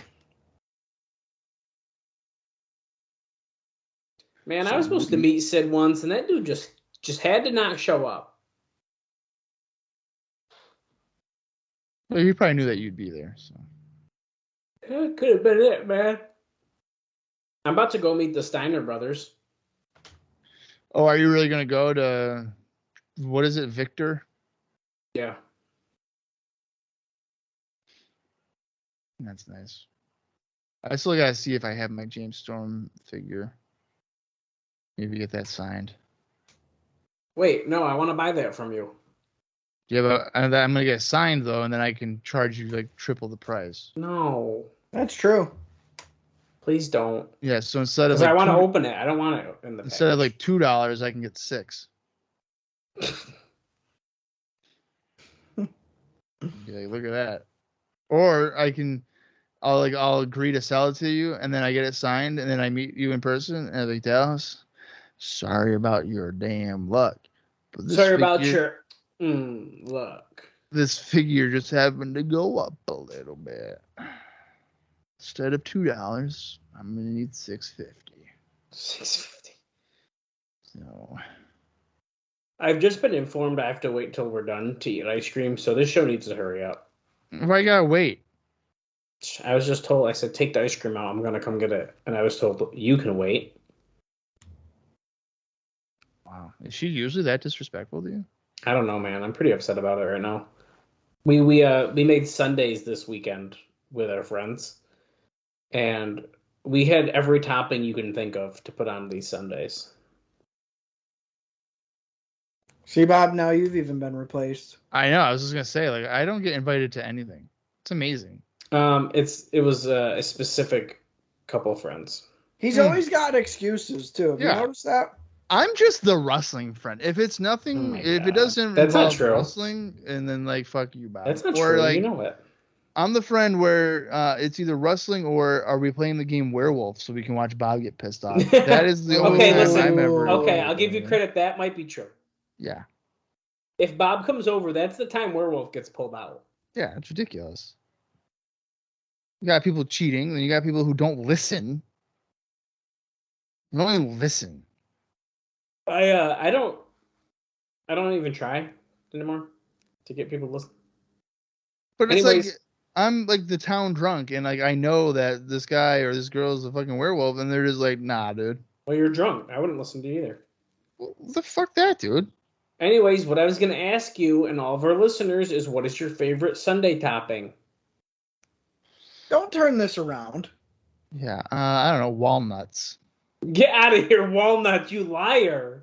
No shit. Of course I'm Get lying. the fuck out of here, dude. Whoa, Sid, just go to the top rope. You're going to break his fucking leg. Oh, dude, this is not a good idea. What the fuck? Why is Sid doing a top rope cross body in a match against Vader? I don't know. At least it wasn't a big boot. Oh, my God. Why in the world? Why not, dude? What the hell, man? Vader with a big splash. That he killed him. That's it. 1, 2. Sid didn't even kick out of that. He did like a Jeff Jarrett kick out. He just raised his arm up. I don't know about Sunday topping, but I'm pretty partial to the cherry dip on ice cream. Yeah, you've always been a cherry dip guy. Yeah. Recently, and I blame this on Dallas for the most part, sometimes I will just go and I'll get a fucking vanilla ice cream cone and I'll want rainbow sprinkles on it. I'm telling you, there's something about it that hits the fucking spot, man. So I do that more often than I should probably admit. I very rarely at this point get hard ice cream. I almost never do. Soft serve is the way to go, dude. Soft serve, 100%. Vader just hit a middle rope big splash and then pulled him up at the count of 2. And then he just stopped pinning him. What is with this guy not wanting to win matches? He did the same thing at SummerSlam. And Cornette's telling him to do it, to pin him. He's going to go for a moonsault. Is he going to powerbomb him off the middle rope? And that's how they get around this. Most likely. Vader bomb. Nope. Vader. Oh, the knees are up. Yeah, he got the knees. Oh, my God. Oh, my God. The big man. The big man. Oh, clothesline. God. Stan Hansen. What a lariat. Scuba to slam. It's freaking Hogan and Andre. Finish him. Do it, Sid. Sid's boots are probably as tall as my whole body. Yeah. Is it bonus episode soon? Can we just skip ahead and watch the one where he breaks his leg? No. Oh. You're right. We'd actually have to watch they actually don't even show it on pay-per-view. They show it on Nitro. I was gonna say we would have to watch the Nitro where they show it they 17 times. They don't really show it on the pay-per-view. They show it on Nitro though. Yeah. And I love it Oh, because Bob, you're about to owe me Chipotle for life. No, that was on. Oh, he hit him in the nuts. Guys, I'm behind. You keep giving it away. Well, maybe you should learn how to properly sync up when it's time to do that. Listen, we can't all have what we want, Austin. I can't believe this match is still going. Oh, he's going for it again. Boo. And Vader hit it. The Battle of the Powerbomb, guys. Really taking his time. I've never seen something so epic.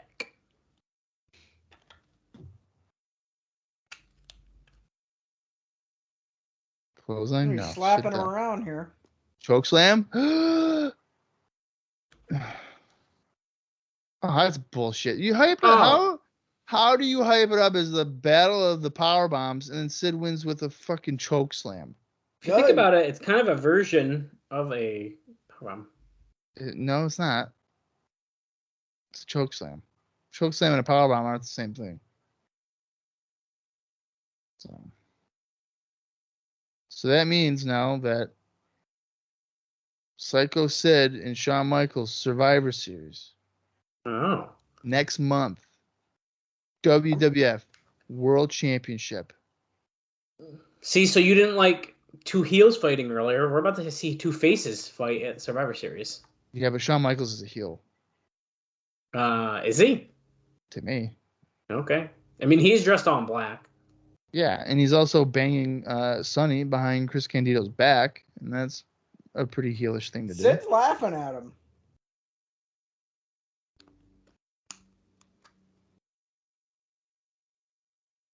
Who's the man? I'm freaking weird in the head, Sean. I don't like you anymore. I have half the brain that you do. Oh, are they going to do the Mega Power handshake? Dude, no way. They are. Oh, shit. Well, so they're still friends. If that was Shawn Michaels, I'd super kick him right now. No, Shawn never does that to people. I would do that.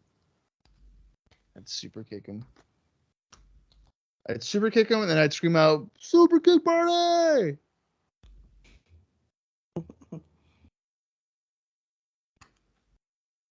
Survivor Series, Madison Square Garden. Yeah. And don't forget, it's also the Hall of Fame. Brett. What's the date on the show? The 16th. Oh, wait. Okay, so the 17th. November 17th, I think. The Marriott Marquis in Times Square. Huh. The stars of yesterday meet the stars of today. I think we should watch the whole ceremony. Yeah, I don't think so. It's probably shorter than the ones they do today. They have less people this year, and it still went like 4 or 5 hours, I think. I didn't watch it, so I don't really know the exact number. But I watched it. It was stupid. They have like the guys do entrances all like down the ramp, do the entrance, and then their promos in the ring. I don't like the ring setup. It's more of a show now than it is a ceremony. Yeah, that is very true. Yeah, I liked when it was like on just a stage, and like you went to like it looked nice. It was like fancy. It wasn't on the Raw stage.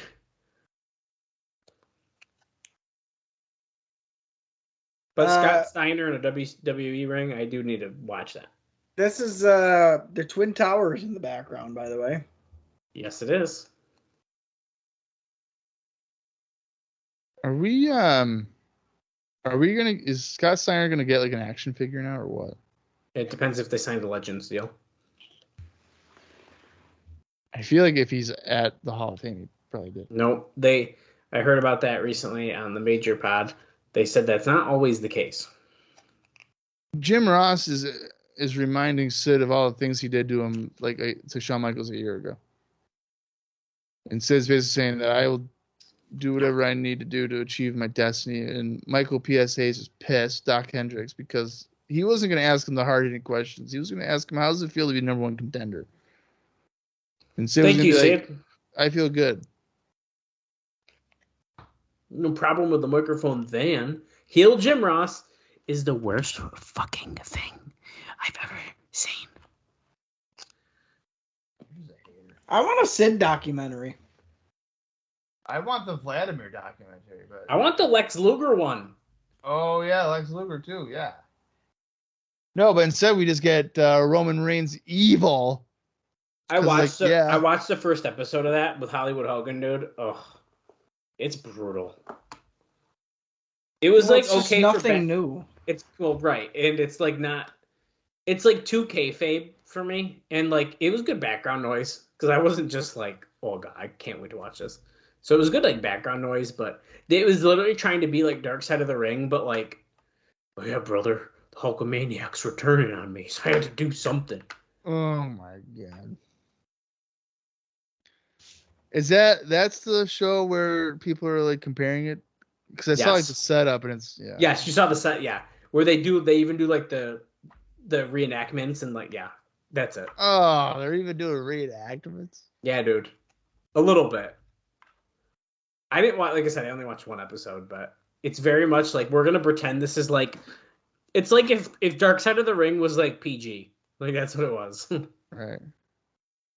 And it's like, oh, he's a bad guy, he's evil. We're preparing for the Buried Alive match. We're seeing flashbacks of the urn situation, some caskets.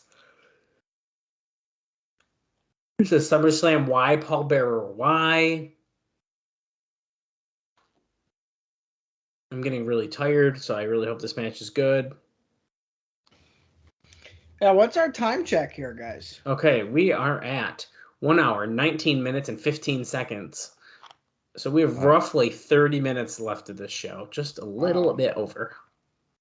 Well, Undertaker's entrance alone is about 7 minutes, so subtract that. I'm sure whatever's going to happen at the end of this match is going to take at least 5 to 7 minutes.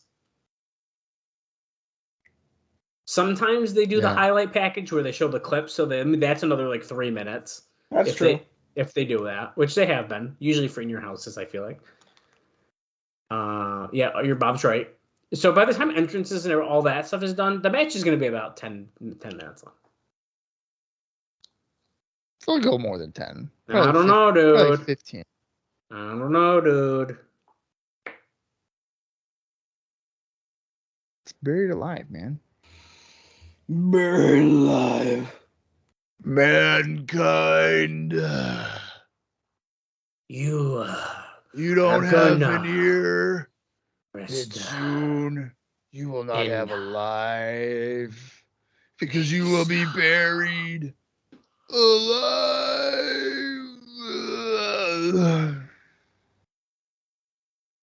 Did you see that?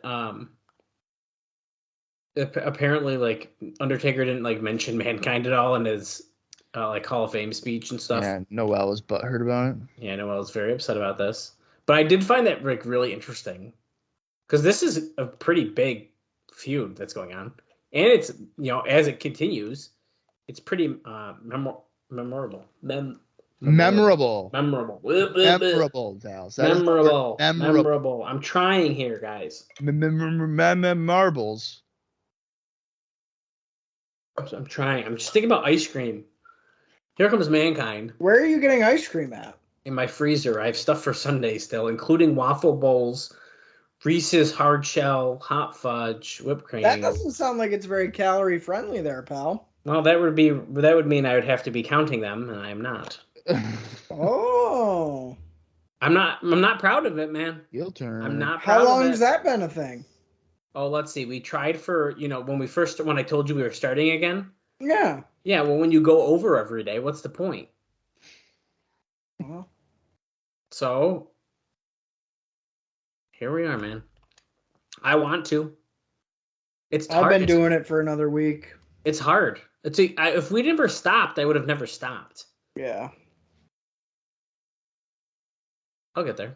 Well, I feel like when you do that, you can't just stop. You gotta just keep going. Yeah, well, talk to freaking Kaylee about it. Yeah, but like you had to go along with it, so don't deflect. No, it's her fault. Well, I decided once I was starting to eat a sleeve of Oreos a day again, like, I can't do that. We've all been there, man. The best of us have been there. You and I will do a sleeve, Bob a pack. Well, here's the thing. I was doing MyFitnessPal for a minute, and I stopped doing it when I scanned something and told them how much I ate of it, and they were like, "Whoa, buddy, you sure?" I was like, you know what? I don't need this type of judge. You sure you ate? You want all that? You sure? You sure, bro? Because like that's a The lot of sugar. recommended amount for this a day. Right. You've surpassed your sugar intake, and it's 7 a.m. And it's like, you know what, man? Fuck you. So now that all being said, though, Austin, as Undertaker slowly makes his way to the ring now, we haven't even seen him yet. There he is. We still like measure food and stuff like that because so I'm still like doing some things, but the problem is like the stuff that I'm eating bad stuff instead of even our meals are pretty calorie friendly. Are they humanizing Undertaker during this entry? He's not even wearing a jacket or nothing. He's just walking. That's an interesting point, Bob. Is that more of like I just want to get fighting though? Well, I feel like that kind of makes him more of a human. That does humanize him a little. Dead man, yeah. That's a fair point. Yeah, that's a good point. I think by the end of the year they're going to start calling him Mark. Lawler's pretending that it's raining in there, but that means that someone probably just threw their drink at him. Yeah. Right. Paul Bearer gets out of the ring. Mankind, Undertaker go right at it. They're not doing a side headlock. See, now and that's how you should start a match. See, well, once again, this is a blood feud at this point. Exactly. So. You don't start off with a fucking side headlock. I disagree with the Cody thing. I think you're overthinking that one. No, that's just a Cody thing that I hate. Oh, okay. There could be literally fucking Damian Priest could probably abduct Brandy Rhodes, have her be his servant, and he'd be like, cool, abdominal stretch. Side headlock. Yeah, side headlock. I'm going to counter to a hammerlock now. And it's like, dude, come on. Undertaker laying and punches. Mankind's in the corner.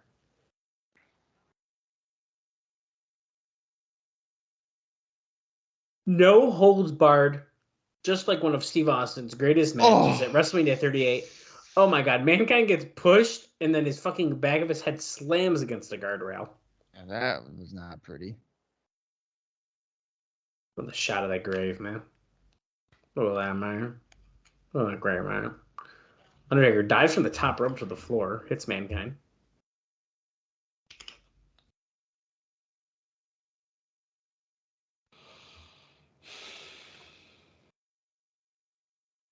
Yeah, they're pulling out all the stops here to begin the match.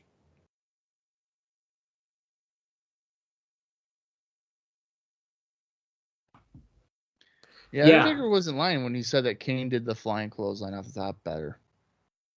Because that wasn't even a clothesline. Oh, Mankind was scared of the grave, which is interesting since, he was just in one in a promo video. Yeah, but it's different now. This is pretty interesting how soon we are already over near the grave site.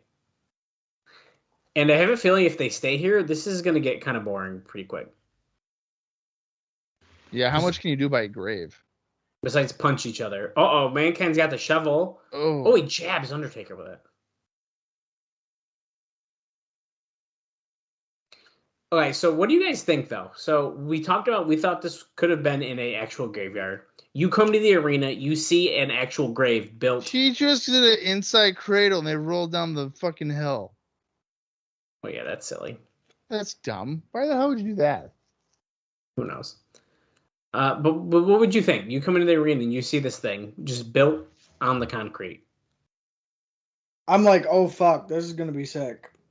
Yeah, I think I'd be a lot happier than thinking I'd have to be watching on a screen. Although it's probably still very hard to see. Right. I do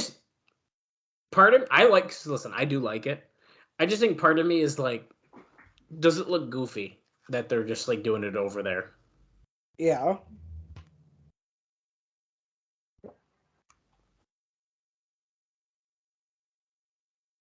It definitely is goofy. Undertaker, take me to the dark side. That's a sign in the crowd. Okay, we're back in the ring, so luckily we are not. So they want that person wants to be murdered.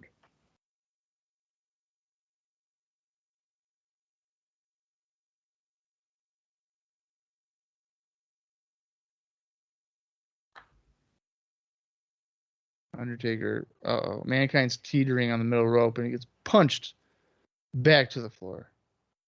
Neither Austin or Dallas are currently watching this match. Well, sorry, I was talking about ice cream again. For sure. Oh, can't do this anymore. Choking with the cables. Why not? It's illegal. It's no holds barred. I said anymore. No holds barred. Where is this taking place? Indianapolis, Indiana. I've seen a lot of baseball fans. Well, they got the White Sox. The Pacers. Listen, I've been Indiana getting Hoosiers. I've been getting into that baseball. Yeah. Sure you have been. We got into the crowd. Mankind gets flipped over the guardrail back to ringside. Oof. Oof. Screeching. Mankind screeching loud. Oh. Who's going to win? Who is going to be buried alive? Dead man walking. Apparently, Undertaker's going to have a podcast soon. Oh, can't fucking wait. I saw that. I don't like that he's like fully embracing this new life. It's weird, right? Well, it's almost as if, 30 years of his life was wasted. Well, it is kind of true. Because he protected it so much. Now he's just like, nah, fuck it. I'm gonna show you Mark Calloway. It almost makes it more interesting though. It's like, wait, we've never seen this before. Why is he doing that? I know what the name of the podcast is going to be. What's that? Hi guys, welcome to Tales from the Crypt. Tales from the Crypt. It's me, Mark Calloway, and guess what? We're going to talk to wrestlers that are dead. That's right. We have a psychic here, and she is going to bring people back from the dead. And this week we're talking to Ray Traylor. All right, so Miss Cleo, what could we learn about Ray Traylor here tonight? I saw. Proceed to tell us everything. Who's he doing with? Fucking Conrad? No, It's like a WWE thing. Because apparently something about Peacock likes like the Stone Cold's, the Smoking Skull session, so they want him. That's why they want him to do something like that. Hey, Mark, chat me up. How are you? I want the great questions of like hey, Mr. Undertaker, how hard was it to play a dead man?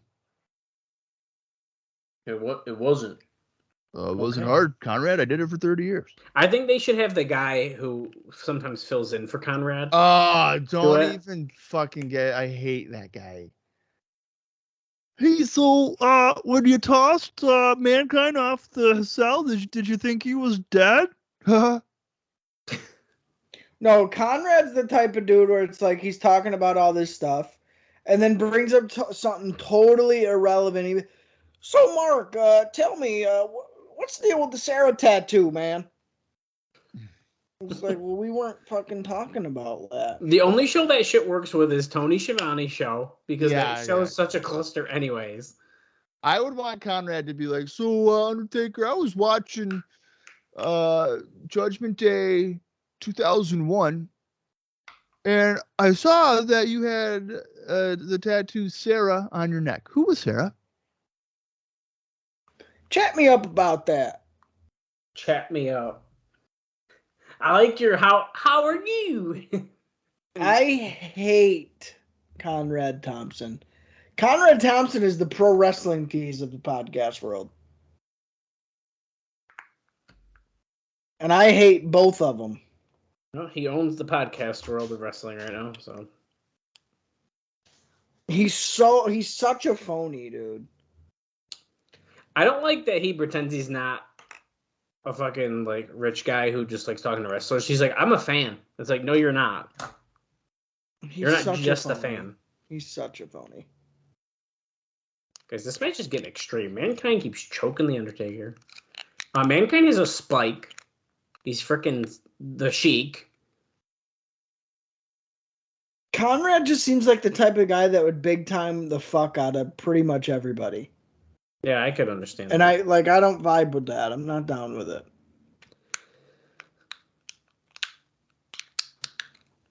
What are you eating, Bob? Bob's on the phone. He's just chilling. He's not even talking. Undertaker's got the spike. He hits Mankind with it. It looked like shit, but he hit it. That one looked better. Oh, fuck, dude. He's hitting him wicked hard.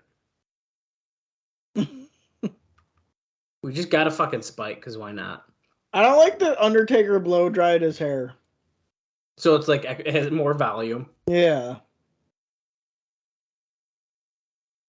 All I can think about, they rolled down that thing of fucking dirt. Do you know that feeling when you are like a little wet? Like you're doing yard work, right? And you get a little dirt on your body, on your sweaty body. And it's just like, ugh. I hate it. Undertaker definitely just fell on his ass when he got out of the ring like that.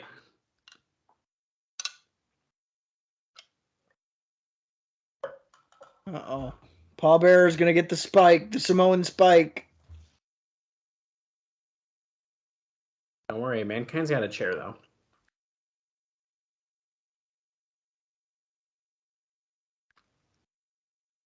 Okay, we're going in circles. Here we go. Oh, but Undertaker knew it was coming. He fucking knew. You know why? Because he's a dead man. But he gets hit with the iron. But Undertaker doesn't give a shit. It doesn't control him anymore. He's bigger than that. Oh, okay. Oh. Well, his head was just caved in with that chair. There's peanuts on the ground. Would you go to a psychic and like get a reading? Sometimes I want to because I think it'd be like interesting. I don't necessarily believe it, but I would try it out. I know, I want to go, but I'm scared. Just go, dude. It's all bullshit. No, I know that, but it's like, I don't know. How are you making this shit up? I want to know. Well, so we bought like a tarot card deck for like essentially a Halloween decoration, but you can like use them. Yeah. And I like was messing with them because like you can like look up how to do them and like whatever. And then I was like, okay, what's this card mean? And you read it and it's like it's so like ambiguous. Like it can go either way. It's up to your interpretation. So I feel like how it's done is like they talk to you and then it's kind of up to you how you interpret what they're saying. Right. And that's how it works. It's like just ambiguous enough. Right. And I feel like it could go either way. Right. So it has a slight negative, but it also has a positive. Okay, guys, Undertaker's in the grave. But he's got to be buried. Do you like the textured wall that looks like roots? It's like they made it perfect.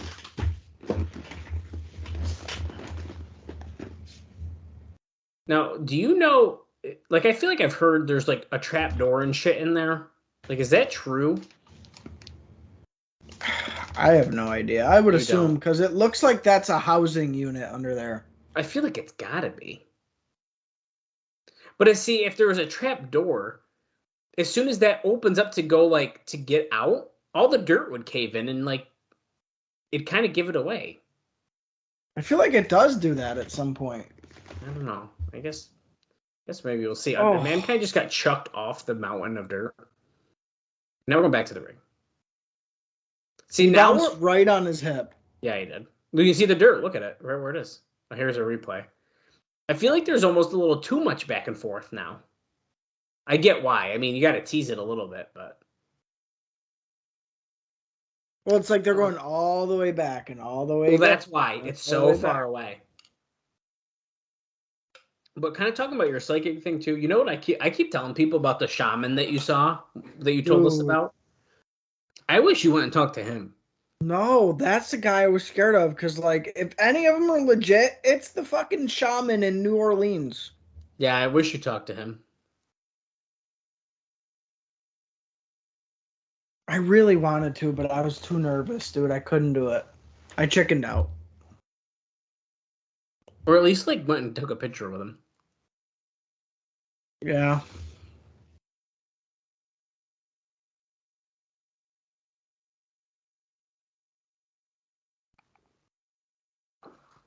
I can't say this match has been good. I think it's one of their better ones. We've definitely seen more wrestling, which is, I guess, good. Put it this way, the match isn't done, and I'm going to be honest, I think I like this a lot more than the Boiler Room Brawl. I agree. So, like, to me, this is already a win.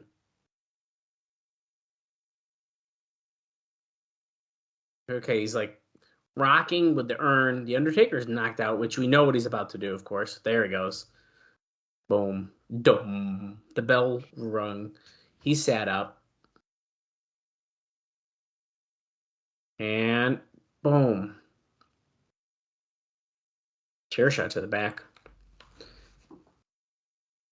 Let's see how much more time we got. We're at 1 hour, 38 minutes, and 20 seconds. So we have roughly 12 minutes left of the show. Yeah, we're just minutes away here.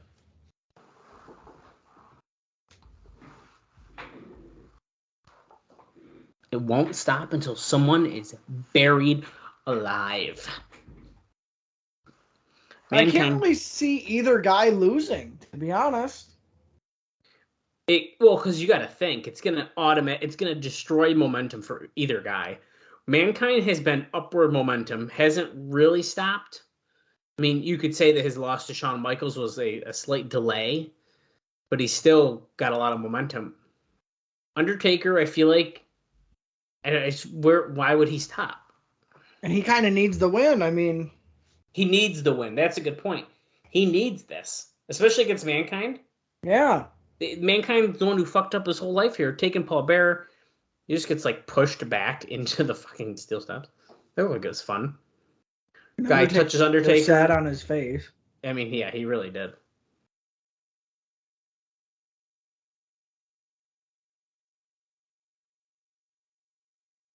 Steel steps, boom, chucked in the ring. Undertaker. I love it when they chuck the steel steps like that, and they like bounce instead of like they act like they're wicked heavy, but he just literally threw them like they were nothing. Yeah.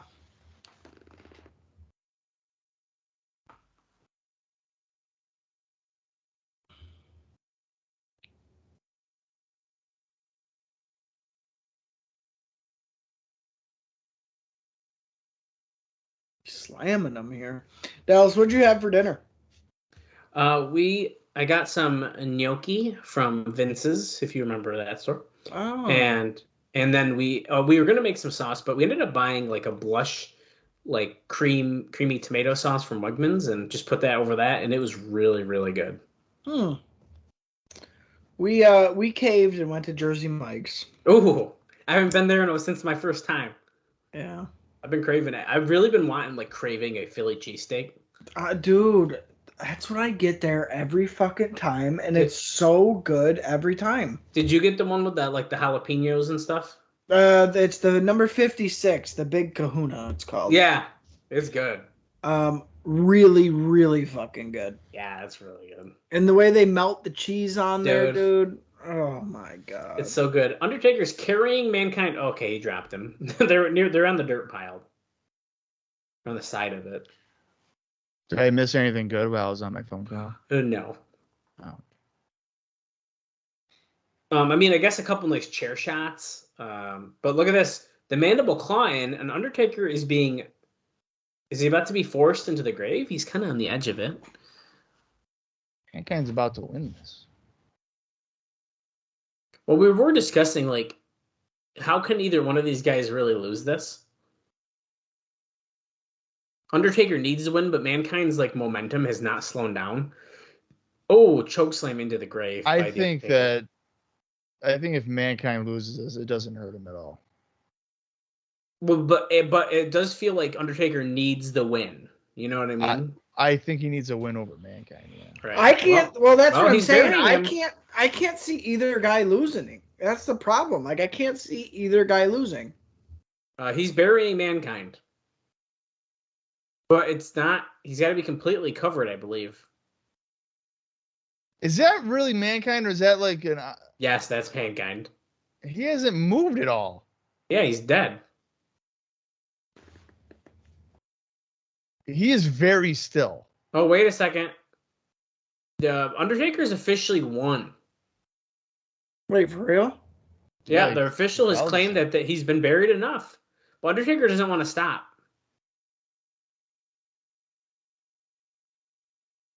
So that's what finishes it? A choke slam into the grave and he's buried? Holy shit. He just Oh, wait. Yeah, he just tossed Jack down. This Kyoto gets fucking shoved away. Dude, that looks like it hurts so bad. The Jack Doan one, that was a bit extreme there.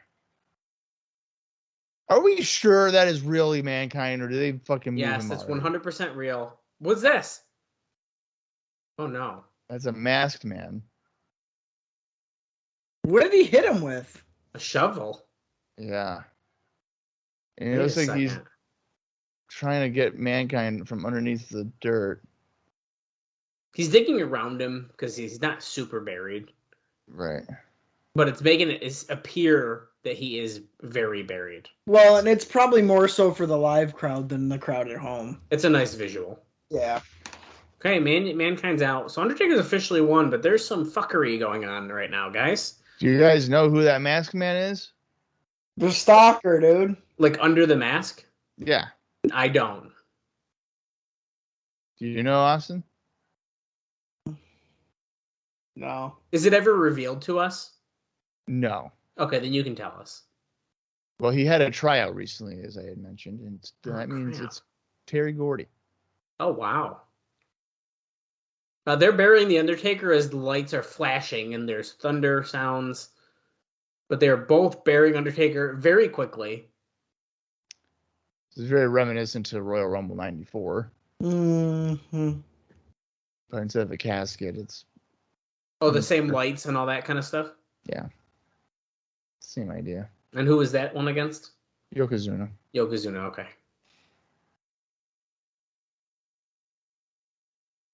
Okay. He's completely buried.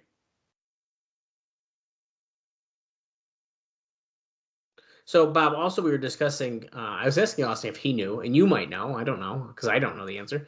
I've heard the stuff. Oh, wait, here's Goldust to help even. I've heard that there's like a trap door or something like that. Do you know how they do this match? Bradshaw's out here. There's Crush as well. Hunter S. Helmsley, all burying the Undertaker. So if you've noticed, since they've started doing this, they have not gone into the hole.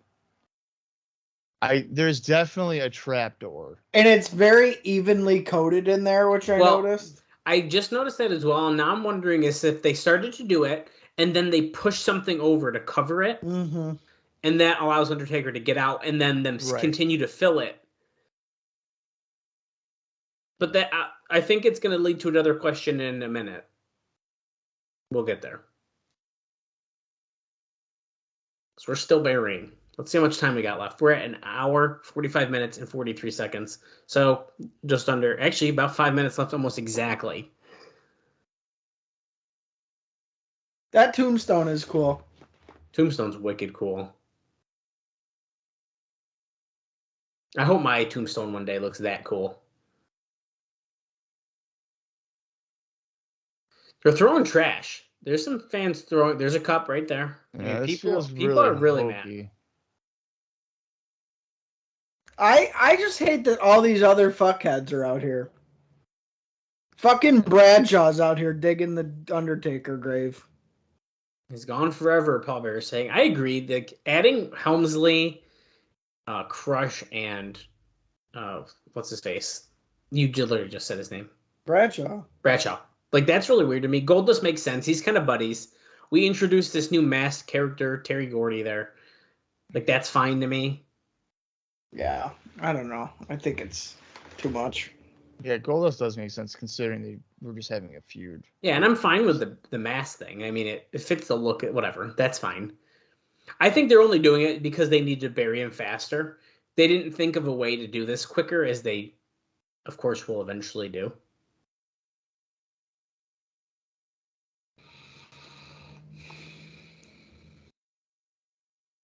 The Undertaker's gone, guys. He's dead. He's gone forever. That's it.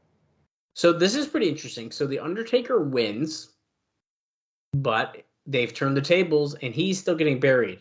Do you guys think that's because he needed that win over Mankind, so they gave it to him, but then they were like, fuck it, we're burying you anyways? Should they have just had Mankind win? No, I would have still had Taker win. I would have had Taker win and then not get buried alive. I just think it's weird.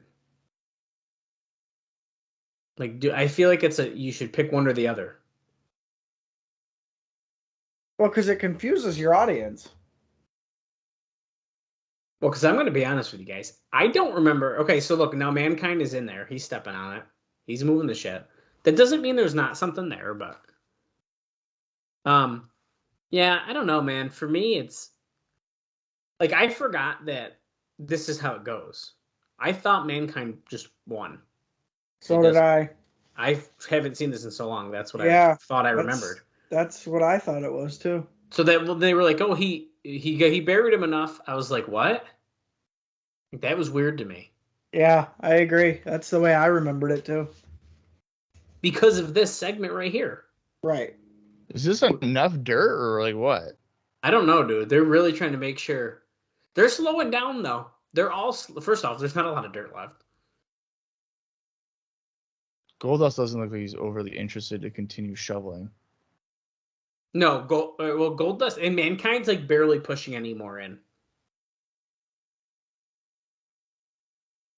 You know, it's stuff like this where you have to realize there's no way any of this is real, because it's like, did 6 guys really just murder the Undertaker? I mean, yeah.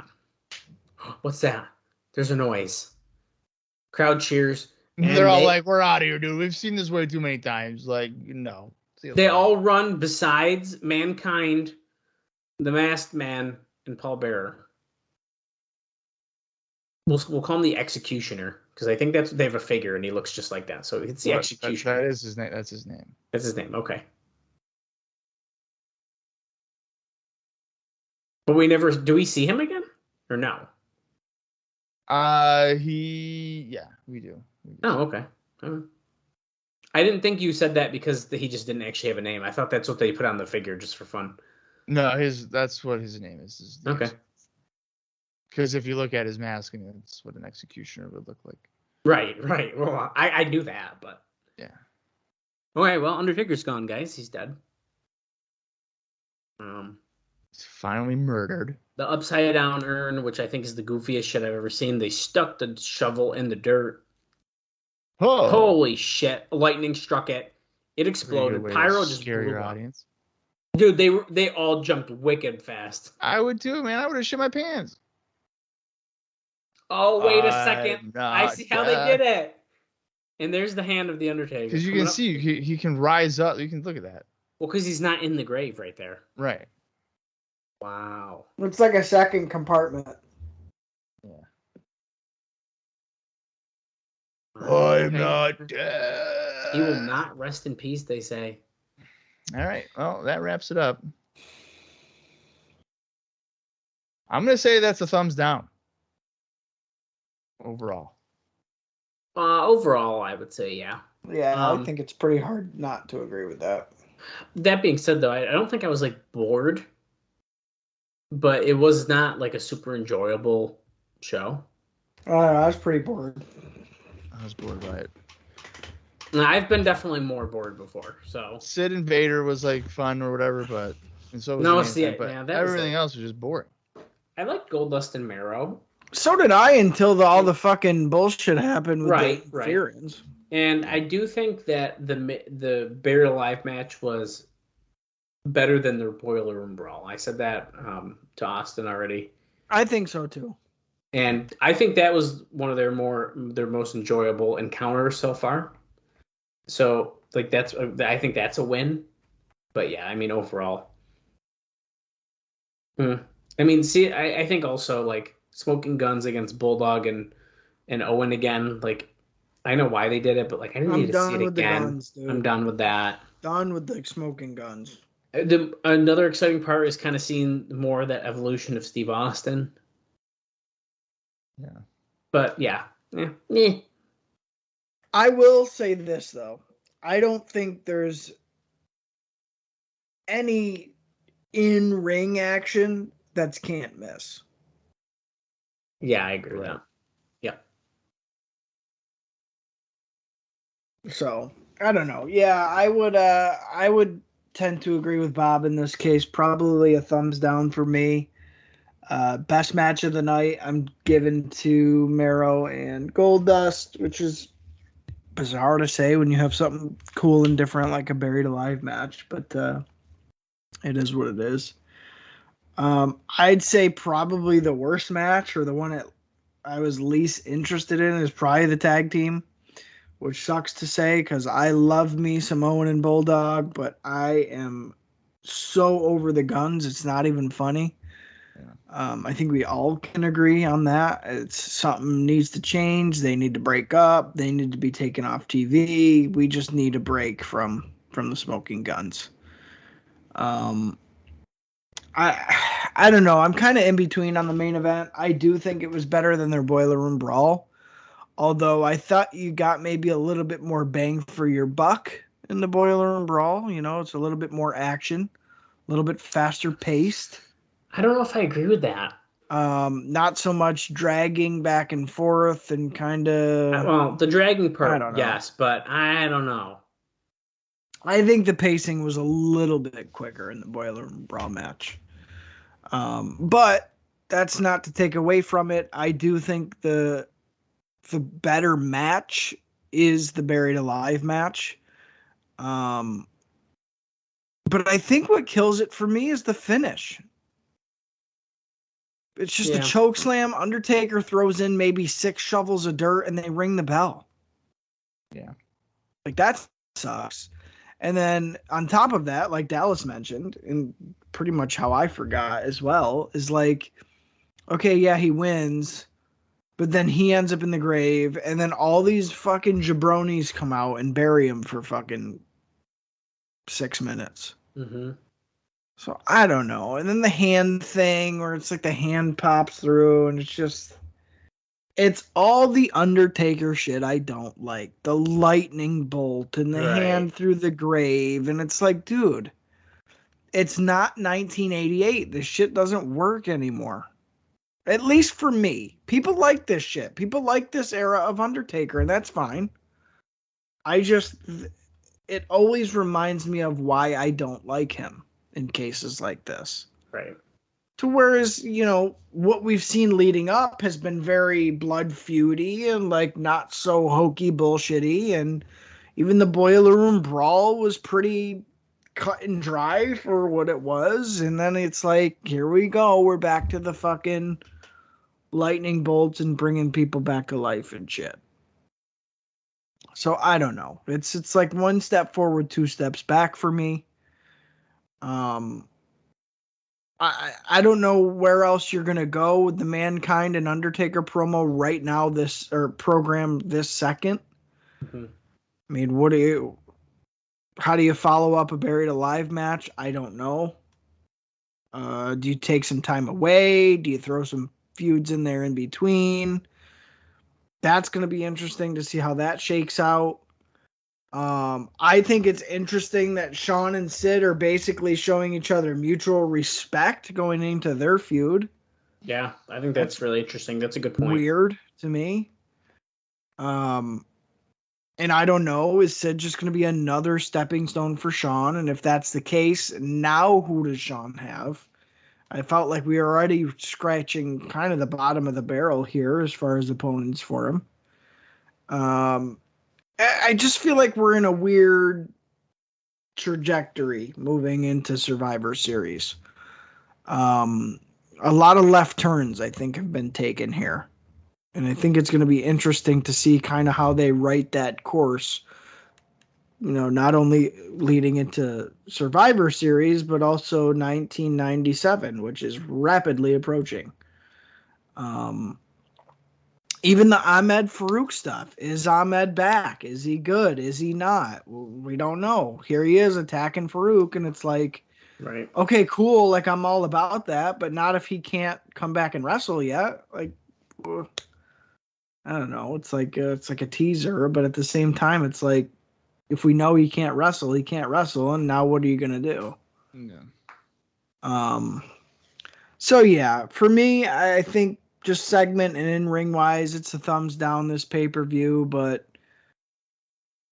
I don't know. I'm hoping it's a thumbs down because it has to be a thumbs down to make Survivor Series maybe a thumbs up this year. It's like, yeah, we just got to get through this to get you to this next stage of all these storylines. So I don't know. We'll see. We'll see what happens. Yeah, I kind of agree with all what you're saying. And I mean, it is a good point, too, this is the pay-per-view right before the final big four pay-per-views. So you're probably saving your load, so to speak, for the Garden, especially, too. So yes, that's a good point. So you're probably saving yourself that. Well, next week, we have Mr. Perfect's return to the ring. He'll be taking on Hunter Hearst Helmsley. And then Jim Ross has said that he will be talking to Bret Hart. I don't know if that means like in the arena or via satellite, whatever the case is, but Bret Hart should be appearing on Raw for one of the first times since WrestleMania. I know that he appeared when they had a tour in like South America or whatever, but it'd be interesting to see what the Hitman has to say. You think Bret gets a match at Survivor Series? I would have to think so. Yeah, I think we're building up to that. And do you think it's Steve Austin? It's gotta be. Probably. It's got to be. It has to be. That's what they've been building towards. I know. To me, that's a big match. I mean, that's a big rub on Steve Austin if he can get a match with Bret. Yeah. I mean, would you have Steve beat him in the first match if that's the case or no? That's tough. I don't know, dude. I can't see them having Bret lose his return match. Neither could. That's my thing. And Steve Austin ain't going to tap out. Right. I'd say let's end it dirty. Do a DQ finish or something. Nah, you can't do DQ on pay-per-view. Oh, yes, you can. And they have, and they will do it again. Yeah, but, you can't. You can. They shouldn't. There you go. All right. Next week, Monday Night Raw, it's going to be really the build towards Survivor Series. So I'm looking forward to see what they will provide. It's Sean and Sid, the build, the Garden. They were friends. Then they were foes. And guess what? Now they're friends again. Yeah. But for how long? Well, we'll find out starting next week. Until then, for Austin Skinner and for Dallas Greeley, I am Bob Conley Jr., and this has been IcoPod. You gotta hear it.